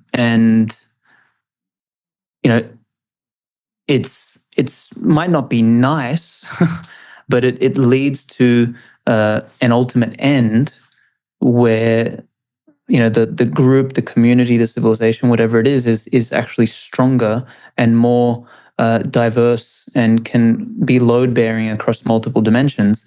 Whereas just because we want to feel warm and fuzzy in the short term, by making everybody a winner, doesn't, it kind of leads us to a place where everyone is a little bit weaker and a little bit blinder and a little bit more naive and everything like that in the long term. That actually also even relates to sort of this attempt to destroy the patriarchy and sort of the natural order of things, because that approach, and I don't mean this in a negative way, the feminine, women are naturally more equalitarian in nature. They want to, have a bit more of an equal outcome amongst, it's not nice to well, it's a good ethic when raising children because they are children and they don't understand the outcomes. They don't understand cause and effect. It's not coherent yet. Correct. And there needs to be a level of nurturing and all this sort of stuff, from the woman, but trying to apply that to to the world at scale is a really bad idea. Which is, reminds me of, I think I said something in the book about the HRification of the West, right? We're sort of being run by crazy cat ladies who are sort of, just turning everything into a HR department that is more about everything being equal as opposed to everything being fair and functional, which is very dangerous. It's got a different price, and we need to pick the price we want to pay. And one of them has a short-term sort of pain price with a long-term opportunity. The other one has a short-term pleasure with real long-term downsides and effects. As we start to wrap up, I'm reminded of a really important example of how this ethos of pain and fairness, properly understood, plays out with adults, and that is disability. So we have in the U.S. A system called Social Security disability, and what it does is it pays you if you can't work out of injury. Mm-hmm. And it has turned out to be this pretty pernicious trap. So because because of the way it is structured and the way its incentives work, if you are injured and eligible for Social Security disability, SSDI, well, that means you can't work. But if your injury is such that it's temporary, you are disincentivized from seeking work or healing, or recognizing that you're healed or capable of work, or even if you're not healed, that maybe you're capable of different work. It's a welfare trap. Mm-hmm. It fundamentally creates dependency. It creates learned helplessness. And NPR's Planet Money, which was this like haven of sanity in an otherwise insane world, which actually NPR wasn't as insane as it became post-Trump. This is pre-Trump, post-financial crisis. They did a piece on this, and they said, and they noticed that the private people that work with those who are disabled, whether it's physical disability or things like severe autism and Down syndrome, everyone that works in that space, and I have friends and family who struggle with disability, the number one thing you're trying to do is promote independence. Don't do things for them. They don't want to have things done for them. You want to get them working. You want to get them independent because it builds capability. Their capabilities aren't fixed. None of us are. And this article was pointing out that these people who do this for a living basically acknowledge that Social Security disability, which is a printing press machine of money, is doing the opposite. And it's not love. It's no more loving to the people that are injured than it is a parent loving to give an addicted child more of the drug, or continue to entertain them, pay for them while they destroy their lives. At some point, you have to say, "I am now enabling you." And that's not loving. That's selfish because I don't want to feel the pain of having to deprive you of this thing you want that's destroying yourself.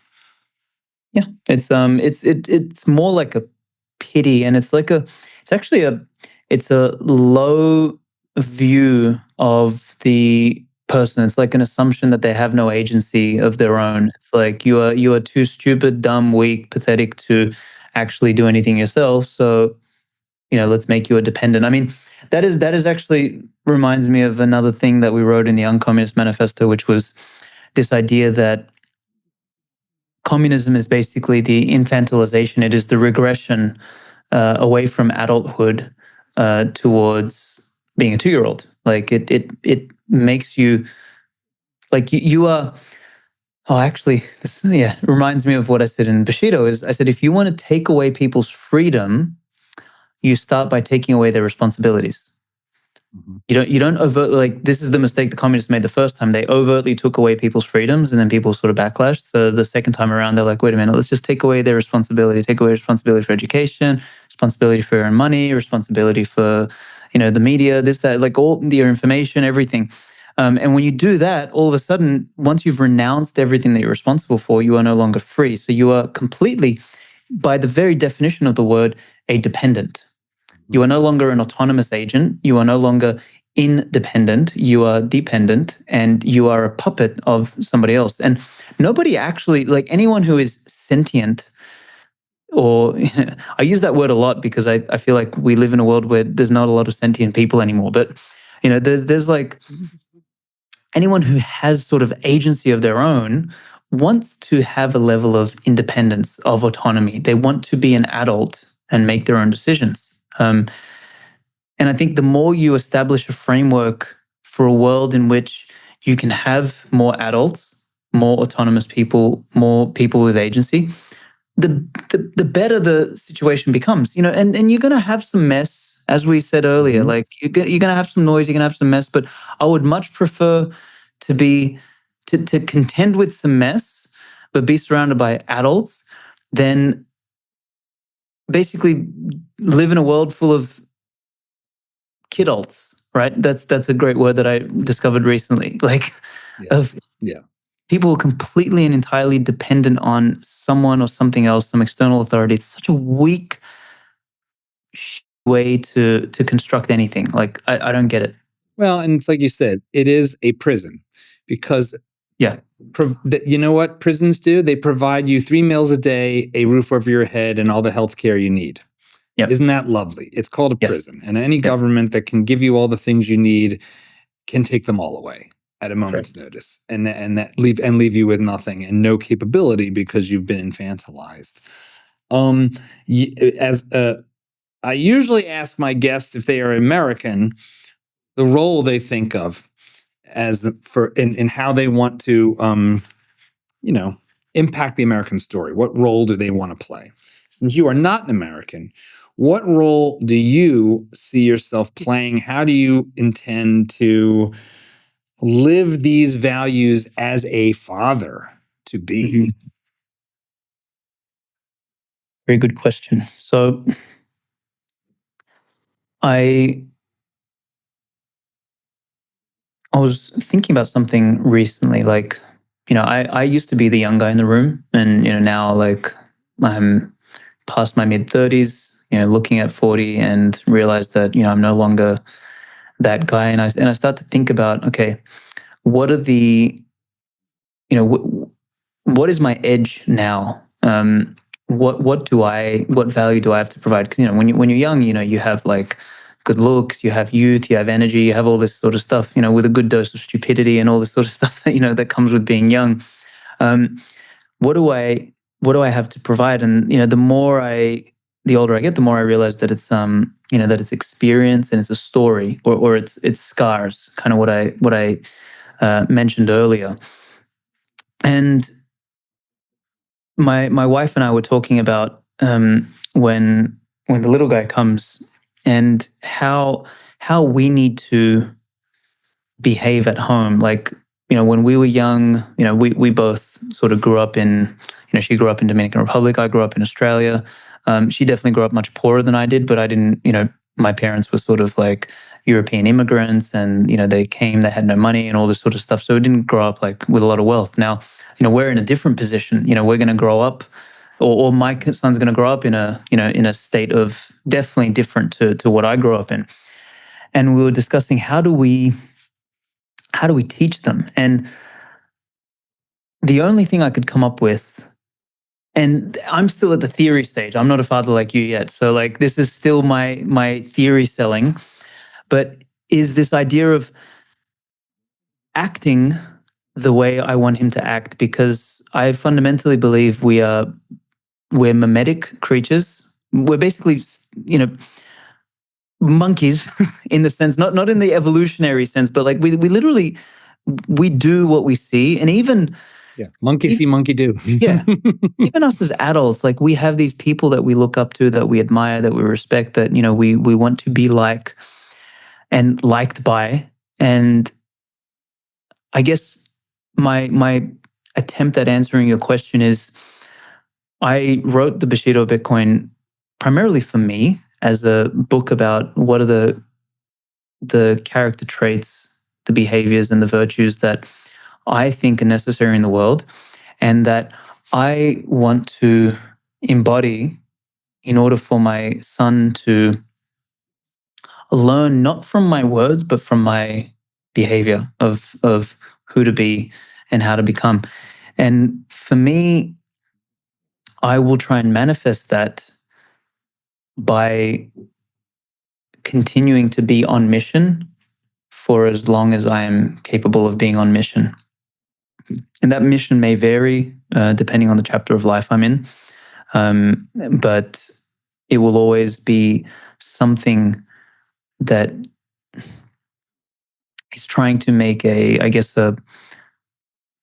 I hate to use the word positive, but like a meaningful dent in the universe. Like I want to make something that is, worth remembering or worth talking about. And if I can give him that example, I hope that he will try and emulate that and be greater than I am long term.